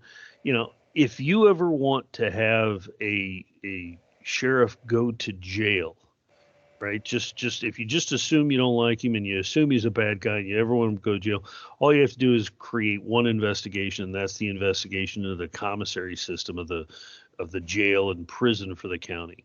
It's usually a jail for the county. Prison's usually a state thing. But if you look into those commissary programs where they're jacking up phone bills and they're selling you a ramen for $5 or whatever it is, I mean, all that money is coming from the people, and it inevitably is getting a big piece scraped off and going into that sheriff's pocket, because it's going to be his wife's going to own the commissary program, or his brother-in-law or his cousin's going to own it. And it's just a spectacular boondoggle. And we catch officers all the time that are, lying about overtime, lying about sick pay, lying about vacation time, and gaming the system. And then they get offered the chance to resign instead of be prosecuted, and they go work somewhere else. Can we talk about that? Can we talk about that? Listen, I've heard interviews after interviews with retired police officers. They'll talk about they made it 12 years and then got their $300,000 a year, 100% vested retirement. Yeah. Well, okay, I'm a big fan of Bill Burr, and he did the Uninformed show, and he had this retired cop on in which he interviewed, and this retired cop said, "Yeah, no, we had these productivity, quote unquote, marks in which they had to meet, which is another way of saying quota." He said we can't legally call it a quota, but now it's been turned into productivity, and they had to bring in a certain amount of revenue, each police officer. So that meant if you didn't meet your productivity mark, you're working weekends. You're Friday, Saturday, and Sunday. So the cops that didn't want to work Friday, Saturday, and Sunday, they wanted to meet their productivity mark. They would just walk down the street and write everybody the same ticket on their vehicles. Not wheel not facing the curb. And they would just and get it over with. Mm-hmm. Yeah. So this is the kind of stuff we need to stop, because it's all revenue. If we can stop the revenue, there's a YouTuber by the name of Chuck Bronson. who Yeah, does I big saw him on car. Real News Tonight, as a matter of fact. Really? Yeah, they did I a great love him. episode on him. Yeah. The guy's great. He has a rear view camera, a front view camera, and he live streams from his phone. And he catches. He has a Google watched speedometer. It watches his speed, so he knows he's not speeding. And he'll be on cruise control, but he'll still get pulled over for speeding.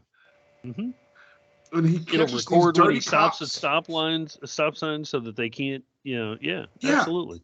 Yeah. But these cops still pull him over, wanting to give out tickets. And it's revenue. These courts are fueled by revenue.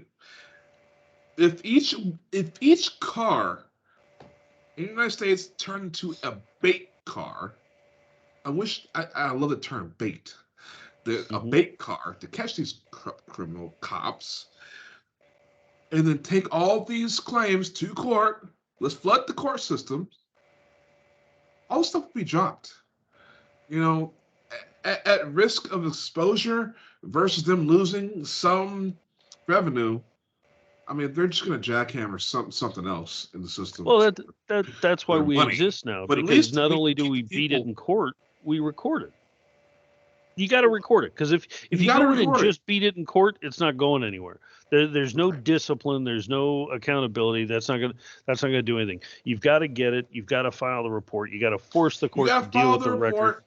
Yeah. But you got to get in the court because these cops got to come off the street to testify, right? That's at least one day that they're out. If I ever get a ticket, I make sure to take it to trial just to get the officer off the street for a day. Just for a day.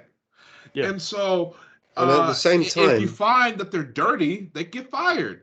In a not so corrupt county, they'll get fired. So that's a cop that you can bring off the streets. That's corrupt. I haven't found Everybody can do their part.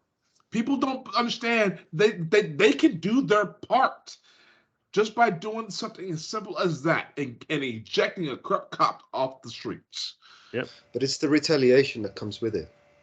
The targeting, the fear, and they do target you, and they do retaliate. Absolutely, but as long as you keep having camera feed on you, and it is scary. You got the fear. As long as you keep the camera on these people, as long as you are in good company, I think you don't have anything to fear.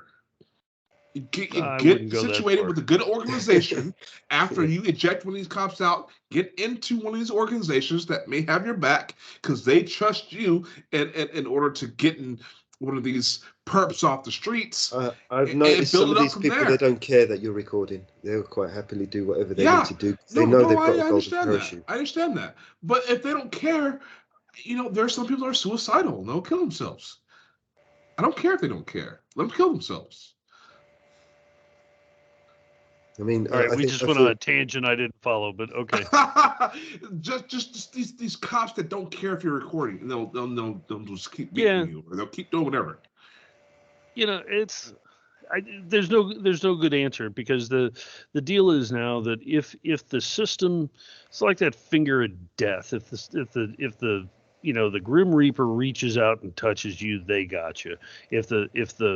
If law enforcement at this point reaches out and says, I'm going to press charges on you, you're not going anywhere. They're pressing charges. You're going to jail until, guys, we have suspended speedy trial in every single major city right now in the U.S.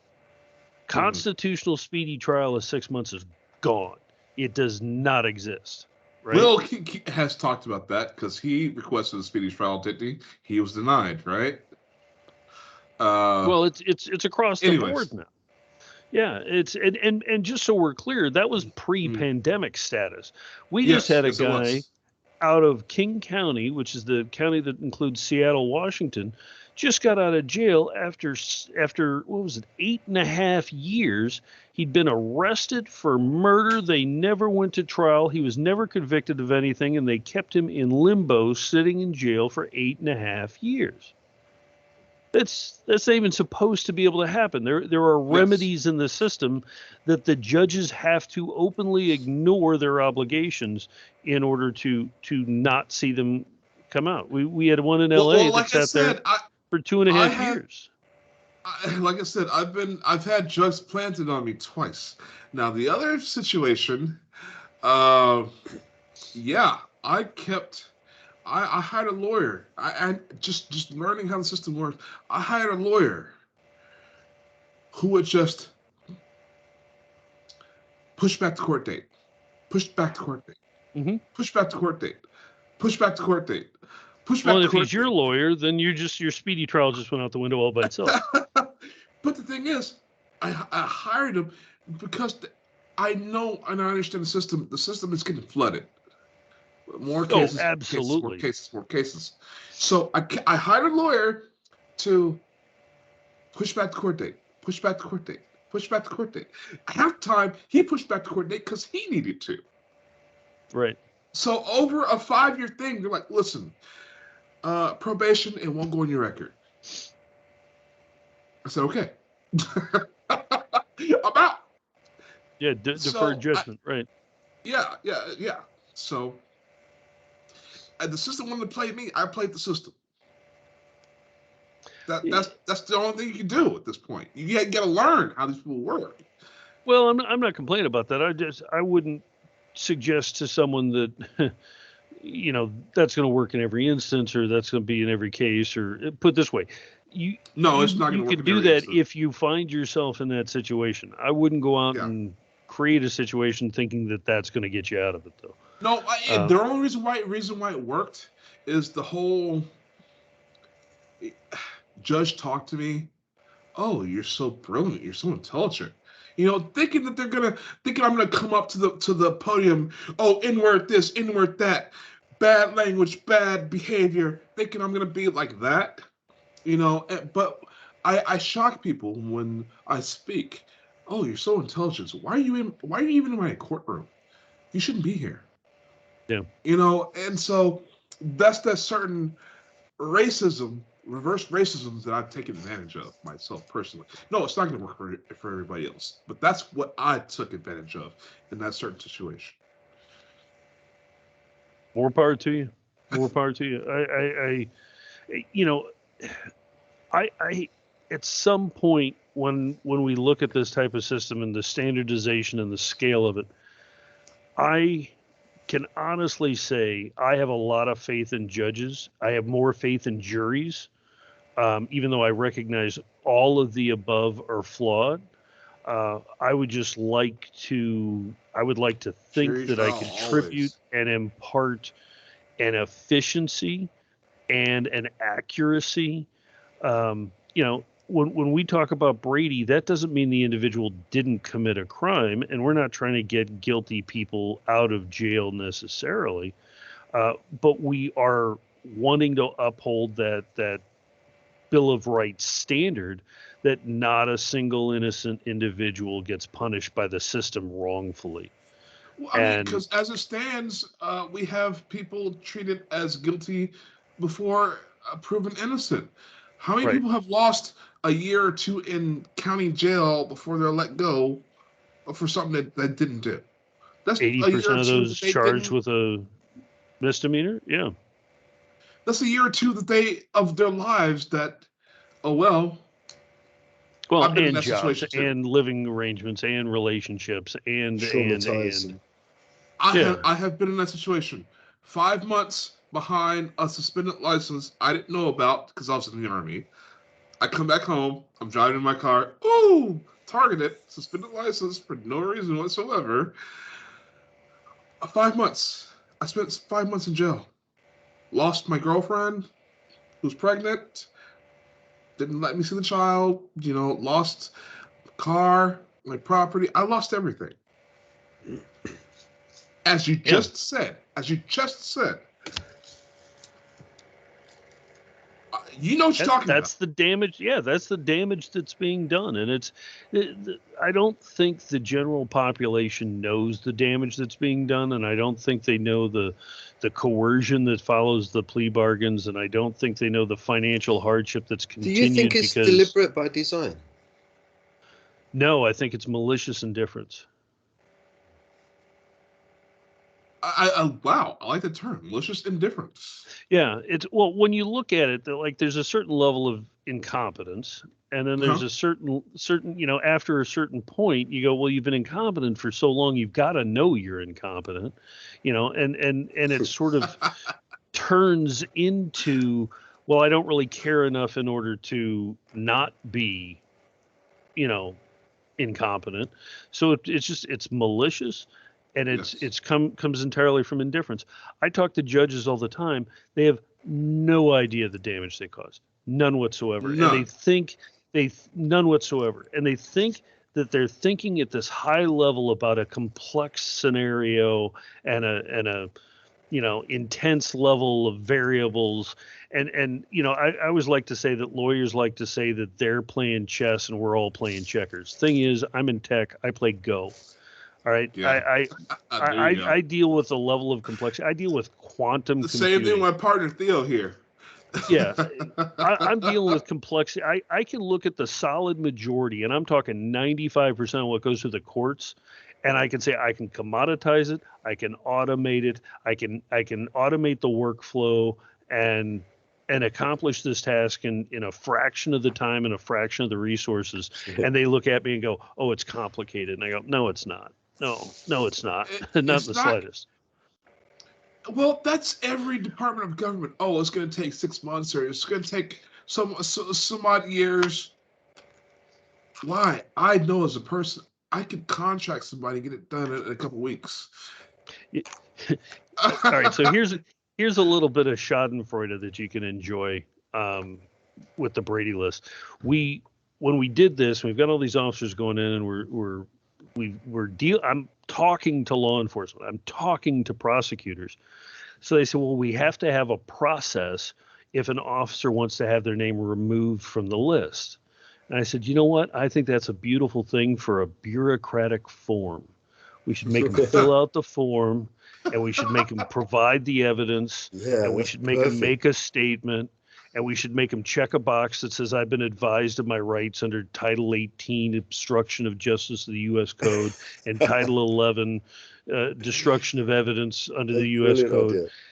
And you know how many requests for removals I get where they actually do the bureaucratic form? Fucking zero. Why? They call me all the time saying, I'm going to sue you, I'm going to kick your ass, all this kind of stuff if you don't take my name off the list. None of them go and actually do the form. Totalitarian mindset. Yeah. They are supreme. That's all they got. Yeah. Intimidation. That's all they got. No. You know what? Anytime these people have a threat that they want to throw at you, forward my address. I'm combat trained. I'm ready to go. Listen. Send my address. You got a problem? Come see about me. So we can gain a little bit of pleasure in that because I know I got where I got all my information. I know where all the backup is. I mean, we even put the authority. When they get decertified, we actually tell them, don't call us.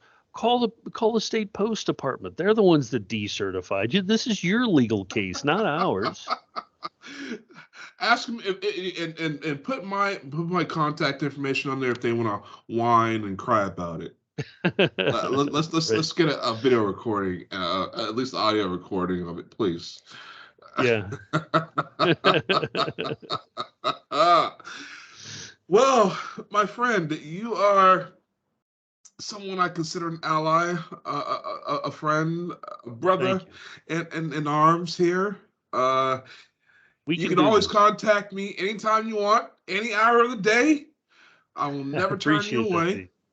You're a kindred spirit. I'm trying to gather all my brothers here. I'm trying to gather up. You're an exquisite human being. I love what you do. I have these ideas of people who I should be and what I should be doing, and you fit one of those archetypes, my friend. Nice, thank you. Thank you very much. You're an inspiration, and Theo the same. He's the UK version of you, I think. Theo, I look forward to us talking. Yeah, we need to get this going on in the UK, my friend. I've got some questions I need to ask you. Cool. And you two, I want you to, behind the scenes here after the break, get each other's contact information through Skype here. Yeah. And I want to give you the next couple minutes to please plug your website. Again, make sure we know which one to go to. Okay. Real simple. You can Google or DuckDuckGo or whatever, search just the Brady List. We always come up on top because we are kicking ass. The actual Giglio. domain, Giglio, exactly right. / Giglio-BradyList.com. And matter of fact, you can also find us if you're just looking for your police department, just search their name, the police department's Brady List, and we'll come up for that too, because we're doing it to everybody. Yeah. That is so Coming awesome. to the UK soon. Coming to the UK soon. Absolutely right. Coming to the UK soon. That's what I'm talking about. I'm loving it. Yes. And see, when you have a targeted individual like Richard Moore and like myself, and see, this is what we can do when we come together. Yeah. We don't have to be individuals. We could be a group. We could be an organization. We could be a power to be dealt with. That's what I want. At the end of the day, I want to be answered to. Not answering for. I'm the citizen. I'm the private citizen. I'm the one that makes society what it is. I pay the taxes. I do the work. I like that. Why? I like that. I just want to live in peace, and frankly, I want to leave this world a better place for my kids. Yeah. That's my big thing, right there. That's simple what as I'm that. Talking about. If it's not, I personally think everybody's doomed as far as the adults. But I do this show for the kids. That's really where it's at. That's our future. We got too many, and it's a whole other show where we have CPS taking the children. I don't know if you have any feelings on that one, but deep feelings. I don't know where to grab a hold of it though. Yeah, I do a show called Family Case Files. I'm gonna make sure you do some research behind me, just so you know the force of nature that you're dealing with here. I like it. All right. With that said, guys, we are coming up to the end of the show. Thank you to our special guest, Johann. You got to say your last name for me. Drolshagen. Drolshagen. Yeah, there you go. You got it. I like. See, the thing is, I like Norse mythology. I love Norse culture. I studied it as an elementary student. I was in libraries all the time. Thor and Odin, all this stuff. I love that whole thing.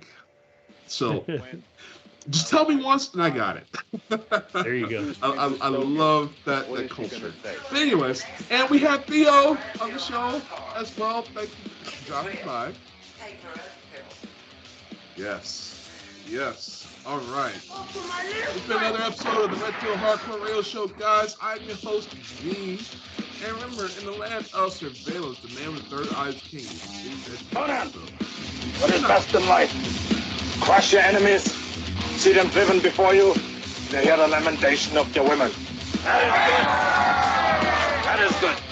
Tune in next time to Red Pill Hardcore. Keep it real. Take the Red Pill. True winner. And I get the green light from Mom.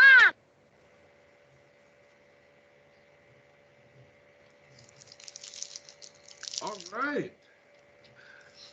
Okay, so I'm retyping in the name here. Drolshagen. Oh, I was good. I was just doing that for her as well. Where are you from originally?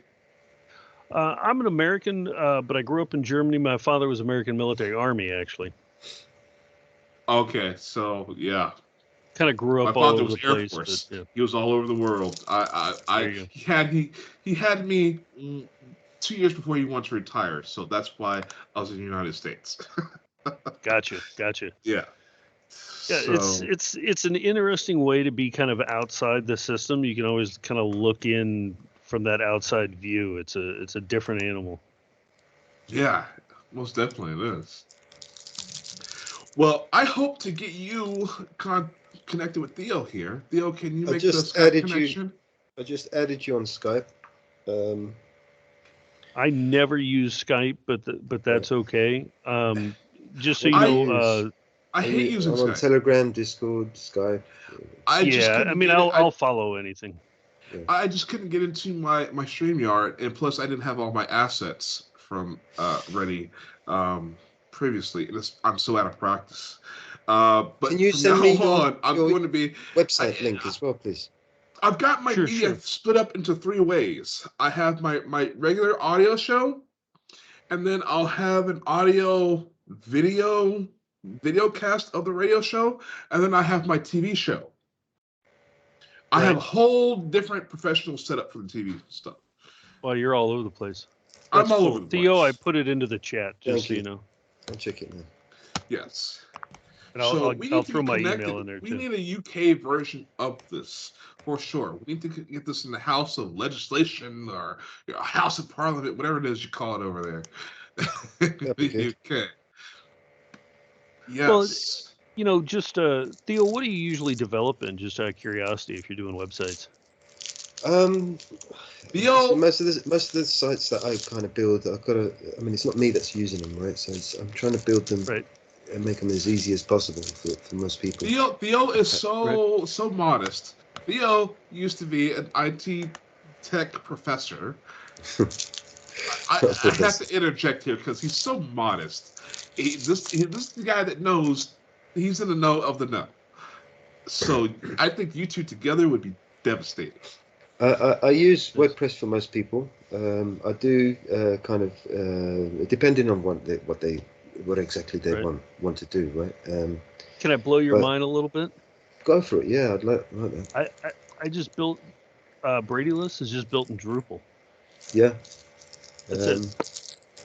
Drupal I used it years ago. I actually kind of like Drupal. Yeah. It's the same as WordPress, but it's because it's still PHP, but it's got a node structure, which allows me to do all this quantum stuff. So it's just it's like you said, it's something that I can make it so that it's very easy for the other user to make, or you know, to access and whatever else. And I did that DAO structure so that I could set up the groups that are all partitioned users, and I can have an infinite number of groups and an infinite number of users, and you know, the whole believe it or not, this whole platform cost me like $250 a month to run. Yeah, that's it. You know, I listen. I you know, you guys are speaking nerd. I know way more than computers than I should know because of what I've gone through. But I want you to get on my social network. Perhaps you can create a campaign and maybe have people donate to you, that sort of thing. But I would like a synergy, a cohesiveness between what I'm doing and what you're doing, because there's potential for growth. Okay. Yeah, I brought up what do you call it? The Talk? Is that it? TLBtalk.com. TLBtalk.com. Okay. That's so I've got that network. pulled up there, and I'll dive into there and cool. and check it out. And why not? I mean, again, nobody else is going to do this. We got to be the ones. We're not going to fuck you like Facebook. That's for sure. I never even go on those. I hate to say it. I'm an advocate anymore of a lot less tech in my particular life and in others' lives. So I I come in, I do the work on it, and then I leave it. You know, I've actually had to go underground. I live on a sailboat. I travel. I can disappear in a fucking heartbeat. Oh, that's cool. I've got as a matter of fact, I even converted it to electric so that I don't have to pull the in life gas I should be anything. living. It's that's the life I would be living if I had married into European royalty and live in the ivory tower now, where I'm freaking guarded like a freaking. Anyways, yeah, I forgot to ask you your opinion on the DHS's censorship board and all that, because that's going to tie into this eventually. It's just absurdly stupid. I mean, this is so remedial. I'll be honest. You're actually more optimistic about how the things are going to turn out than I am. As far as I'm concerned, we've already lost. We don't stand a chance. It's gone. I feel like I'm swinging for the fences because there's nowhere else to swing. There's nothing left to, when we lost the rule of law, just to hit somebody's head, just in case they're close to me. I'm taking somebody with me. That's how I look at it. We're fucked. We're fucked. And I wish I could show a path out of this, but like I mean, we could have 1 million people dive onto the site and start putting complaints that they've already experienced in. We're still not going to put a dent in it. We can't. The system won't let us. Well, but that's the thing though. I'm trying to get people. I'm trying to get people to understand they are not powerless. If you've got cameras on these people, if you've got, if that's not enough, join your local civilian militia. You don't have one, start one. It's 100% legal. That quote, when tyranny becomes law, disobedience becomes duty. It becomes duty. Right. Yeah. We're there. We're there, but people aren't moving. There. People aren't moving. I put it this way. I'd be happy to be wrong. Okay, I'd be ecstatic to be wrong. We need somebody. At this point, if we can have, a drug addict, counterfeiting a-hole be killed by police and create a movement, what we need are leaders. I'm talking about George Floyd, by the way. Yeah. No, if we can have somebody on the level, this is why they keep tearing us down.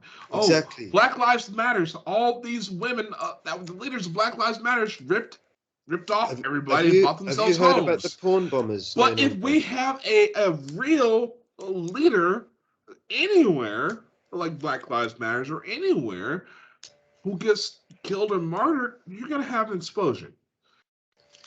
When you try and create a group, they try to infiltrate it and create the the distrust in it and the division and so on. I mean, like now the auditors in the UK, they're getting trolled by a bunch of people. They're porn bombing them. They'll go on the lives and then they'll flash their little whatever and have their channel get taken down. I mean, that's what they're resorting to right now. I'll give you a little conspiracy that I experienced. That it's the reason this platform exists. The way it works with all the jurisdictions laid over jointly and severally, the reason is 7 years ago, DARPA put out a bounty of $10 million to have a voting system using ranked choice voting for every jurisdiction in the country. So they need to be able to have local elections and state elections. I responded by building this platform, which I call a quantum platform. I did not get the contract. I don't think they actually wanted anybody to actually build anything and actually submit anything. But once I built it and had all these jurisdictions, right, exactly. I know something about that personally. I know something about that personally. They want to put people who know how to do this kind of stuff on a list. Yes. And watch them make sure they're not able to make a change. Right. How much did I know about this person on that website? How much was the Obama? How much did he spend on that? Oh, that was $700 million. So, with a Canadian company. Matter of fact, I rebuilt it when it crashed. We got together and did a sprint, and we rebuilt the thing in 6 days. Well. Yeah, and he had spent $700 million with this company out of British Columbia. Yeah. Nice. Well, that was an easy site to build, by the way. Affordable Care Act, USHealthcare.gov. That was a breeze of a site. It was nothing but a freaking form that fed into a PHP scripted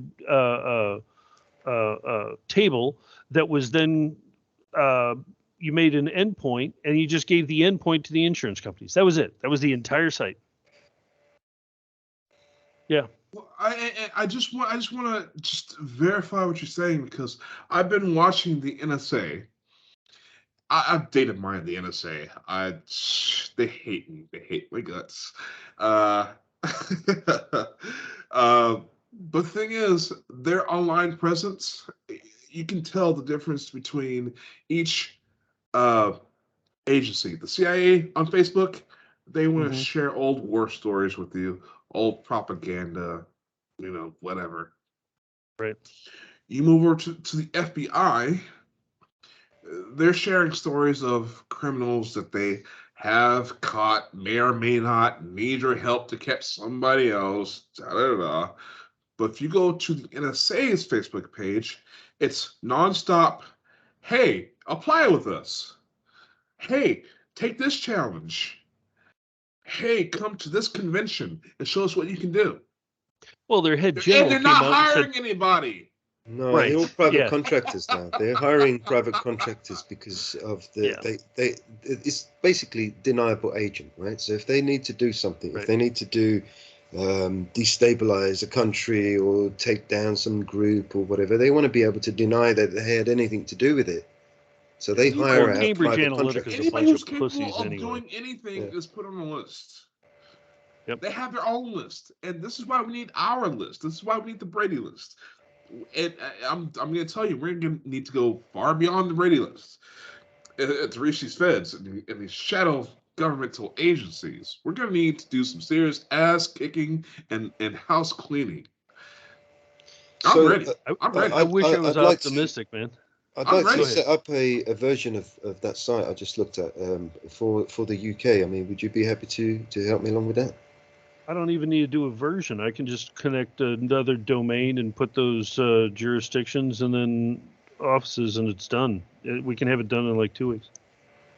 Brilliant, perfect. Yeah. And then Because I built the whole thing on this quantum deal, which actually allows multiple domains and sorts, and I was all ready to do just like, so all we need Canada to do is choose a domain, and off we go. You have tons of domains that you're always asking me what to do with them. So I just have to get another one. Yeah. We have what we that's need. not bad.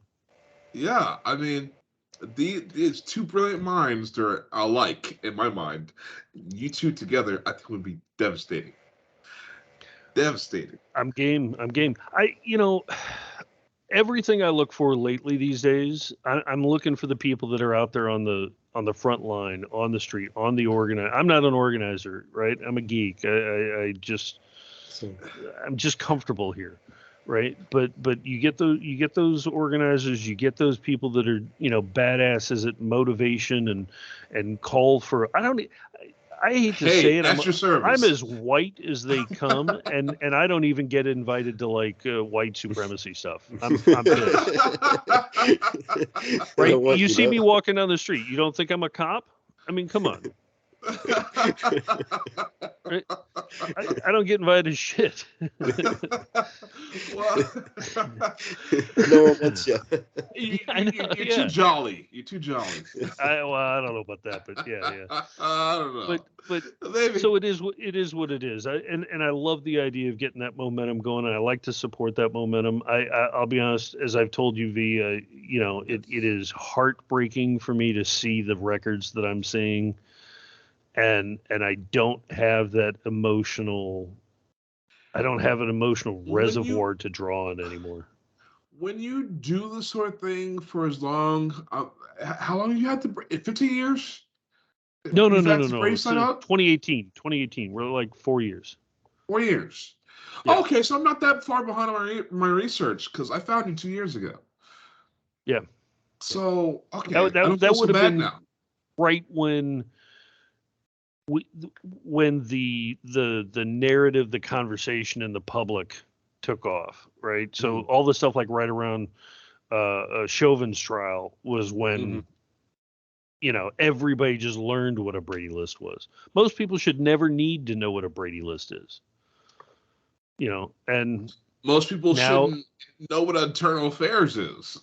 Right, exactly. It shouldn't be that needed, but it's come into the consciousness, and But again, that's back when I was doing it with the courts, where I was like, oh, the courts needed it. They didn't need the world didn't need it. There was no awareness of it. There was no public anything else. The courts were like, we just need to have all these lists from all these organizations compiled, standardized, and let them all do it like it's software. And I'm like, okay, no problem. There was none of this. You're an intel analyst, basically. Yeah. For the court. I would need to. I mean, to do this properly, I would need to recruit like an army of subject access requests, people who are willing to do subject access requests. Maybe the problem with subject access requests over here, we call them SARs, not FORs, is that you're limited to what you can ask for. Right. I mean, if it's nothing to do with you, if you're not in that video, for instance, then it's very difficult to get a body cam footage, of someone, of the video. If you've got nothing to do with it, if you're not related to, if you're not in the video, if you're not. Well, I hate to say it. What you'll find in like our experiences are parallel, but they aren't quite the same, and I recognize that. I get a ridiculous amount of stuff from lawyers on the inside that are like, this shit should be public, so we're sending it to you. I've got that is where I'm hoping to individuals. fill in for you as well to get this out. Yeah, as media. yeah. We get somebody running for sheriff that somebody else doesn't like. They'll like, here's their entire background file, and I'm like, I don't want that. Send it to me. I'll run it amok. I feel lawyers, they get, a lot of these lawyers over here, especially, they won't take on an auditor. Very rarely will take on an auditor's case or anything, because they just don't want to get involved. I think that a lot of them are afraid. The intimidation doesn't just stop with the auditor, right? I mean, these people, they've got careers, they've got families, they've got mortgages, they've got lives, and they're afraid of. And they want it quiet. Yeah, they want it quiet and calm. Yeah. Yeah. Listen. I'm telling you, this is what I live for. I'm carnivorous. When I walk in the room, feds are trying to crawl out the windows. That's how bad I am with this. If you have anybody who wants extra exposure for anything, send them my way. I will be more than accommodating. All right, let me give you a name. You got the site pulled up? I got a site. Yeah. You'll get a kick out of this. This is my newest one. I gotta fight this guy in fucking court. Oh, okay. Search individual. Search individual. The last name is Kane, Kine. First name is Dave.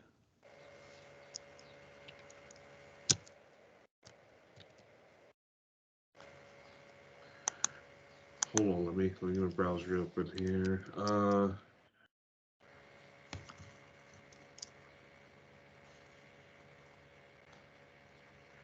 There we go.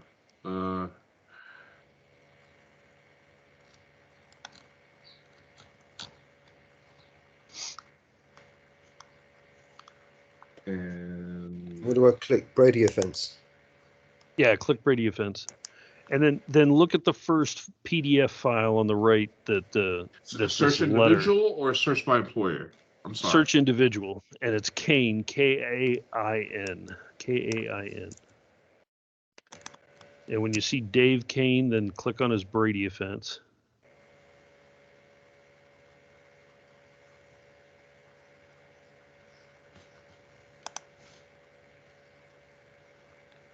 Ooh, Cameron, Matthew, William, and Dave. All right, one sec. Let me just make sure I'm not. I've got. Okay. Kaine. No E. Okay, no I'm E. I'm going to send you the link in the chat. Oh no, okay, I got him. Okay. Dave Kane, right? Yeah. All right, so look at his Brady offense. When you go into his Brady offense, then open up the PDF on the bottom right, which is the letter. Letter from. It says California Department of Justice letter. Oh, okay. This asshole's running for county, sheriff. This letter is between the AG's office and the county prosecutor from 2002. It has never been disclosed in court in the hundreds of cases this officer's testified in. Every single one of those cases would get a new trial. It copies the California Department of Law Enforcement and the Bureau of Narcotics Enforcement, which means you've got the AG, a county prosecutor, a city police officer, a city attorney, Department of Law Enforcement, and Bureau of Narcotics Enforcement. This guy's been there for 20 fucking years, and this letter has never been disclosed in a single case of anyone he's arrested or testified against. We should get Will in on this, you know that. Oh, yeah, sure. So I'm just saying that I can point you to these all day long. Oh, I want to eat these people alive. I'm the only natural predator they have. We are. This is what I live for. I'm hungry. Let's do this. But so this is well, and that's good that you like that, because this is the kind of stuff. This is lions being lions now, right? We're not asking the sheep what they fucking feel about this, because this is the kind of thing that you're going to take on a governor. You're going to take on an attorney general. Oh yeah. And those are the only people I fight with. I'm hungry. Right. Good. Bring that appetite. Yes. Absolutely.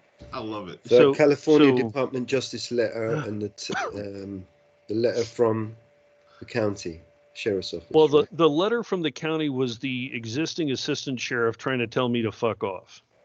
So I just posted it. Nice. But it's the top one that comes from 2002 that makes this county. It makes all right. So basically, what happens is if you can prove that this wasn't disclosed in any of the cases that this officer testified in, then you can prove that the district attorney hasn't been disclosing anything for the last 20 years, which means every conviction in that county gets tossed. That's what I'm talking about. That's the level of that's like corruption. A can of worms, right? Opening the can of worms. But this is worse because it includes the AG's office, which will hand you the entire state of California, which will mean for the last 20 years, the AG's office hasn't been disclosing, which means every conviction in the state of California can be overturned for 20 years. And any of those cases could be a stack of paperwork this big, and you're going to lose hope just from looking at the overwhelmingness of it. Well, they won't re-prosecute. They can't. Are you talking double jeopardy here or something? No. But it goes back 20 years. So if you go back to a conviction, statute of limitations. No. What are we talking about? All right, so Brady is perpetual into the future and retroactive into the past. Mm-hmm. So if you find out that an officer's a liar, commits like Chauvin, he commits a crime of moral turpitude, that they can use that now to go back and affect every case that Chauvin ever touched. Right. So in this case, now we show that we've got a county district attorney who's not disclosing Brady ever, and we've got an example that proves it to go back 20 years. It was written by the AG, which means that the state of California hasn't been disclosing Brady for 20 years. Which means any conviction, including a plea bargain, go into an enactment? When 1963. So that means you're covering up and you're not reporting for 20 years, potentially more. Somebody has been in office, retired, have never done their job, and we don't know about it. Correct. And the subsequent district attorneys and AGs didn't either. Right. This is what. All right, you could. Partner V, man, I don't know you from Adam really, but I like you, and I'm telling you, I know you're talking about NSA and CIA and FBI. I'm telling you, this undoes. No. I get that, but the thing is, some of that is kind of ethereal, right? It's hard to find a handle to grab onto. This is a fucking handle for the largest mass incarceration state in the planet. Yes. Something very tangible that can be worked with if the people decide to do so. Pull that pin, it's going to blow. Yeah. Because this isn't about pissing the people off. This is the courts, in order to survive, will turn on the AG and the prosecutors. They will eat themselves. Yes. Trying to and save I themselves, did not see this coming when I built this. I'm not trying to run. I'm not trying to hide. Exactly. But this is what happens when we build built it, assuming people are going to be doing their jobs correctly, right? But exactly. I was trying to. We actually did a study. How long did it take to do a PRR on every case for a plea bargain, which is a personnel records request, and we came up with 18 and a half hours. Right. So the question was, how can I make this a click of a button replace 18 and a half hours worth of work? That was my project. That's what I did. Okay. And now I got 20 years of cases statewide that can be overturned in one document. I still don't know why. Well, you said you want to make the world a better place for your kids, but it's not. There's no regard for guilt or innocence. It's not that it's a technicality. Truth is the truth, right? And if the truth destroys something, then the truth was supposed to destroy something, right? Would you rather inconvenient lie or a convenient lie or inconvenient truth? You know. Well, I like the Bill of Rights and the concept that not one single innocent person should be punished by the system. I absolutely, innocent until proven guilty. I'm a believer in all that. I actually believed it. And I feel like a sucker. I feel like a sucker because I know for a known fact, that our Chief Justice doesn't give a shit. That's that malicious indifference. She's fine with making the system move as quickly as it can to go from high school to prison. Boom. And guess what? The attorneys are getting paid, so they don't give a shit. And guess what? Law enforcement in the state of California is making $250,000 a year out of the fucking gate. And if they get scared and get PTSD, they're going to be 100% vested at 7 years. It's a business. Right? Prison industrial complex is a business, and it's a very profitable business. And then it just so happens that all the people that own the shares in these private industries are the same people who have a vested interest in destroying our way of life and criminalizing every way of everything. Which means that you can't go in and actually make an argument for the right thing and have it succeed. I've stood in the chambers of the Supreme Court of the state of California, and I know for a fact they don't give a fuck. It's just some of them even got it's like a wood chipper, just the machine and the wood. It's just no feeling, no nothing. Just it's gonna do its purpose. So my perception is we're that gone. We're that gone. Yeah. Yeah, we are. Unfortunately, you're correct, but that doesn't mean it can't be changed. Well, it doesn't mean that we're not going to go that fight. Well, fellas, I love you for saying both those things, but I have no choice. You know what I mean, right? You know what I'm saying. I'm not. This isn't new. This isn't whatever. What I just actually happened to have built is the actual smoking gun. Well, the thing is, I want you just to give you why I do what I do. Just you want to make the world a better place for your kids, but the system has manslaughtered my 2 children. I need justice. I need. I'm not going to stop till I have it. I'm not going to stop. I know. Yeah. Yes, I get it. I don't. There is no justice, man. There is no justice. justice. I've always been told justice is what you get, what you take. So I'm here to take these people. I'm here. Well, here we go. I'm here. Yeah. So. Yeah, like what I was going to say is it is a worldwide problem, and I think the more global we make it, the Well, I can turn on languages in a heartbeat, and I used to do work with Hill. So, I mean, I know we can go to that scale. We can go to that scale actually quite easily. Of giving that empowering citizens to become journalists. I like that. I like that ability. Yes. Yeah. You know, that's why I'll show it to you. You'll be stunned how easy it is. Yeah, that's the biggest obstacle most people have. Because even if you did have a video of a police officer doing something ungodly thing to you, it needs to be reached by somebody. Yeah, and that's why I have my social network. You know, Facebook may take it down in fear of some politician or somebody says take it down because they don't want to be prosecuted. No, it's going to stay up on my social network. Right. It's going to stay up. Well, and I'm a firm believer like that as well. Honestly, one of the things that I would love more than anything else, mainly because some of it would take some of the distraction away, but is to get the Hague involved.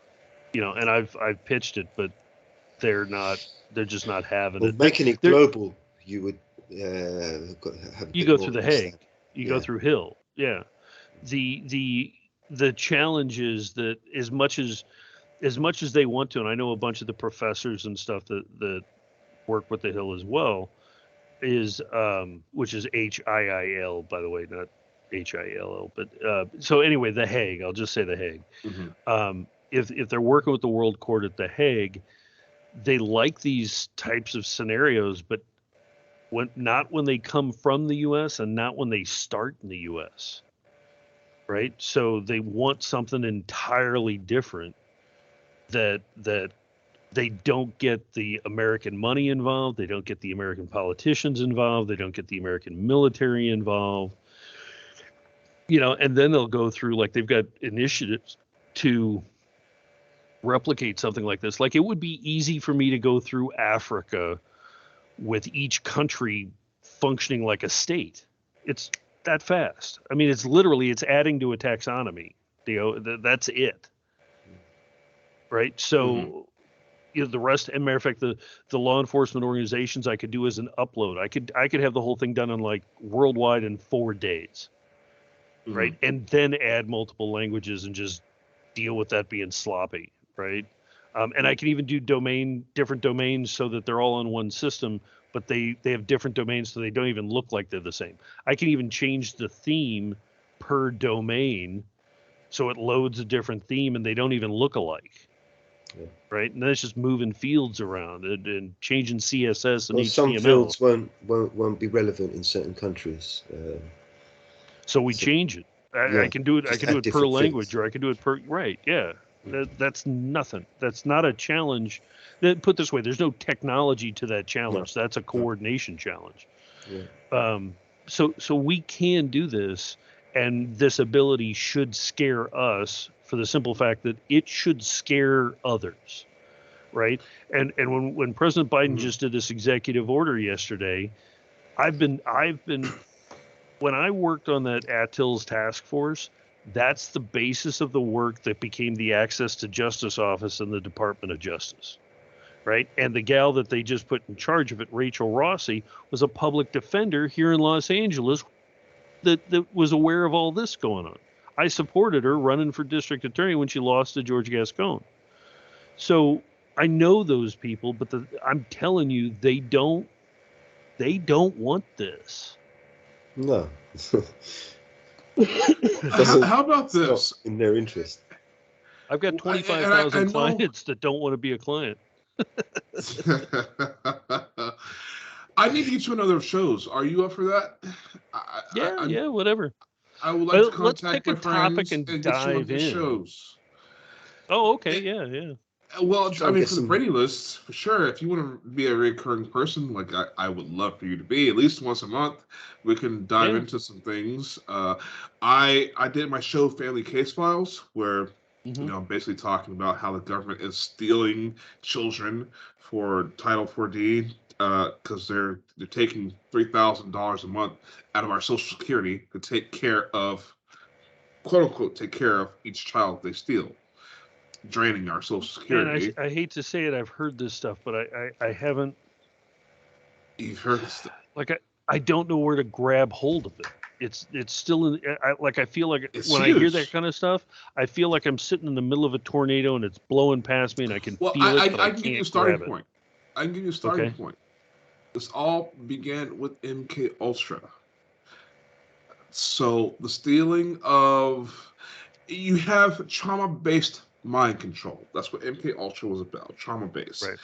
So if you take the children away from the parents, the trauma is created. Okay. You show that the government is in control and not the parents. You've destroyed the authority of the parents. Right. Therefore, the state has control of you, or the children that were taken. This has ultimately destroyed the family, which is the goal here. The family structure, and the parents being the ultimate authority in someone's life. This is where it started. This is a lot of the shredded documentation and all that stuff. They wanted a system-wide, nationwide MK Ultra program, and that's where it stems from. Okay, I'm sorry. I should restate myself a little bit. I reverse engineer everything. Like in my head, it's all math, right? Yes, we're the same. I think in that respect. So my challenge is how I can envision a utopic elimination of that and then go backwards, but I can't envision a realistic destination from which to travel backwards in order to give me a path to move forward. That's when I say I can't find the handle to grab onto this thing. I don't know how to get through all those variables to a state that is one that we actually want, so that I can build a ladder or build a I don't know. I can't connect them. There are a lot of variables. People who are actually abusive to their children, child trafficking. I mean, where does it all begin? Where does it all end? And so, I definitely understand where you're coming from. So, I'm just giving an example of something that we can discuss. Well, and I'm happy to discuss anything. I just want to also be able to offer something. Yes.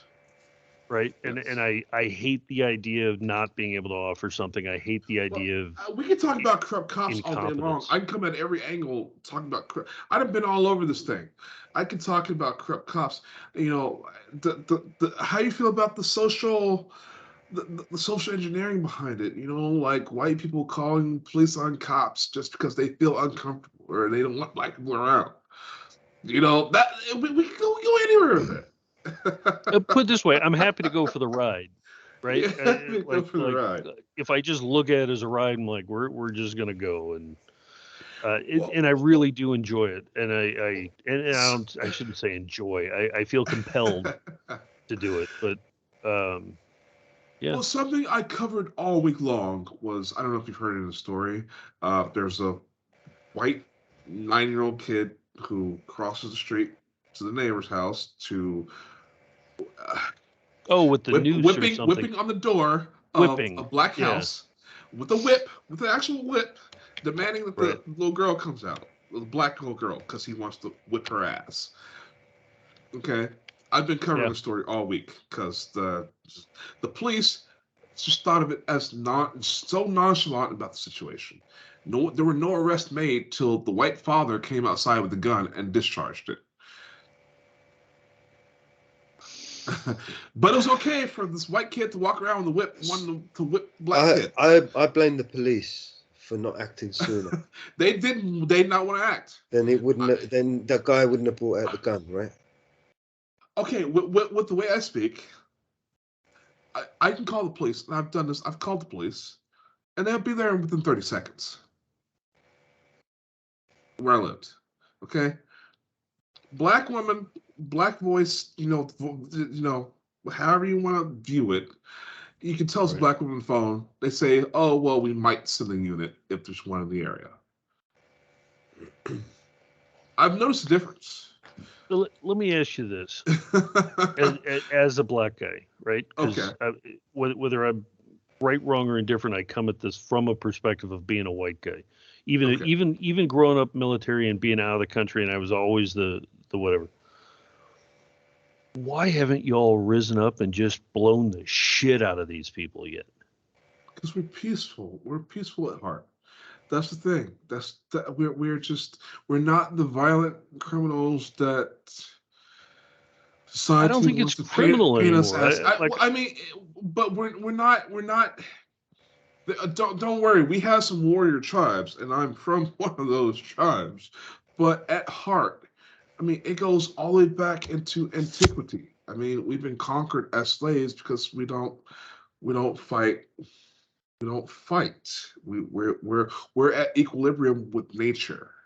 So when you got something that wants to industrialize us, guess what? We're along for the ride. And so, you picked up on the. I'm 6'6" and damn near 300 pounds. Whoa! My father was special forces. I am a Viking, and I will fucking waylay shit. I'm I have a Viking ancestry through the people in America and slave families. I have Viking ancestry. I'm mostly Cherokee and Blackfell. How I know I have Viking ancestry, I have poor blood circulation. I can't sit Indian style for more than 30 seconds without losing all my limbs, just the blood circulation. I live for the cold. I can't stand hot weather. Even before I became a heat casualty in the Army, I love the cold. And I've had some people trace some stuff back. Yeah, they're like, "Oh, that's why you're violent, because you got some Viking in you." I got nothing against violence. I have zero against violence. I don't know. I'm in awe of my own control in this, because I see this and I'm like, time to start stacking bodies. I've said this over and over in my show. I'm that guy that beat the crap out of bullies. When I see somebody bullying somebody else, your ass is mine. Oh, and yeah, and nobody minds if you made kick a bully's examples ass. out of people left and right throughout my entire life. I've made examples, and even with the law being on my side, I've made examples out of people. But it's just, why don't we rise up together? We're lacking in numbers. Also, come on. You got to think about it. We're 14% of the population. I've had so many white people come to me and say, "Oh, there's just as many black people as white people shot by police." Well, do the numbers. We're only 14% of the population. So it's like... Man, I got to be honest. I was rooting for the BLM and the protests and everything else. I was flat out rooting for them. I was like, we need to burn the system down. And I'm sitting here with information that I'm like, I don't know that we can tell people, because if we start, we won't be able to stop. It's the people that they insert to be leaders, because we've lacked leaders like Martin Luther King or Malcolm X. These people get taken care of quickly. I am an ex-Black Panther general, original party, not the new party. I know the president, obviously, of the Black Panthers. I know, but it's just so much that we are against. If it's okay, if society can just brush over a news story of a black kid being whipped by a white kid, then if we have an uprising, we are terrorists like that, and we are to be exterminated. That's something that will happen. I thought the Loyola shooting I thought that was going to be it. I thought that was going to be it. Oh, and by the way, I didn't finish the DARPA thing. The reason I mentioned the DARPA and the election thing is because I'm a fan of direct democracy. So I love the idea, not of political parties. I'm not looking for a leader. I think the people can vote and have their opinions and can communicate it way better than searching for a leader to do whatever. But I've said that on my show. I've said, what is the point? Our system is antiquated. Yes. It's something of antiquity. You had representatives, you've had senators, you've had governors. Why? Because you had an old system where the population could not communicate with each other. You had to have a culmination of people. You had to send represent somebody. You had to send, and then have them return with a message, right? And return with a message. Hello, you got mail. You got mail. Should have notified all that. Right. We should be able to vote, get information from the government via email instead of tracking us to sell our data and sell crap to us and pinpoint us and surveillance us. They should be sending, in your area, vote yes or no for whatever opposition B, project B, whatever they call it. We should be directly involved with the government. That email address should be your place in town hall. That should be your place within the Senate. That should be your place. Well, I can you vote from there. You vote from there. We don't need a senator anymore. We don't need governors anymore. Yeah. I've said that to people who are like, no, we still need politicians. And from the most evolved minds, I'm thinking to myself, why? Yeah. Well, fellas, it's a great conversation. This has given me a lot to think about, and I look forward to talking to both of you again. And I would love to stay in contact with you again. You're not just anybody. You're already in my favorites list. You can call me whenever you want. Right on. You'll never be a bother. You'll never be a bother to me. I want to work with you as much as humanly possible. Well, I'll keep leaning forward, and I'll reach out if I find any nuggets. And we got to come up with a mechanism that, on your website, if people want to share their stories, come online or to come on the air, come on to the Red Pill Hardcore. Yeah. I need to empower people. It's an ecosystem. If you can make a report and then go tell your story in media, I think that'll boost morale beyond anything else that we can do. I'm glad you've got that emotional reservoir, man, because I don't. I have to. I don't have a choice. Yeah. So let's do it. Alrighty. So we'll talk again. Sounds good. All right, fellas. Enjoy the rest of your night. Thank you very much. Thank you, Theo. Nice to meet you, man. You guys stay in contact too. We'll do. All right. Take care, man. Good night, guys. Good night.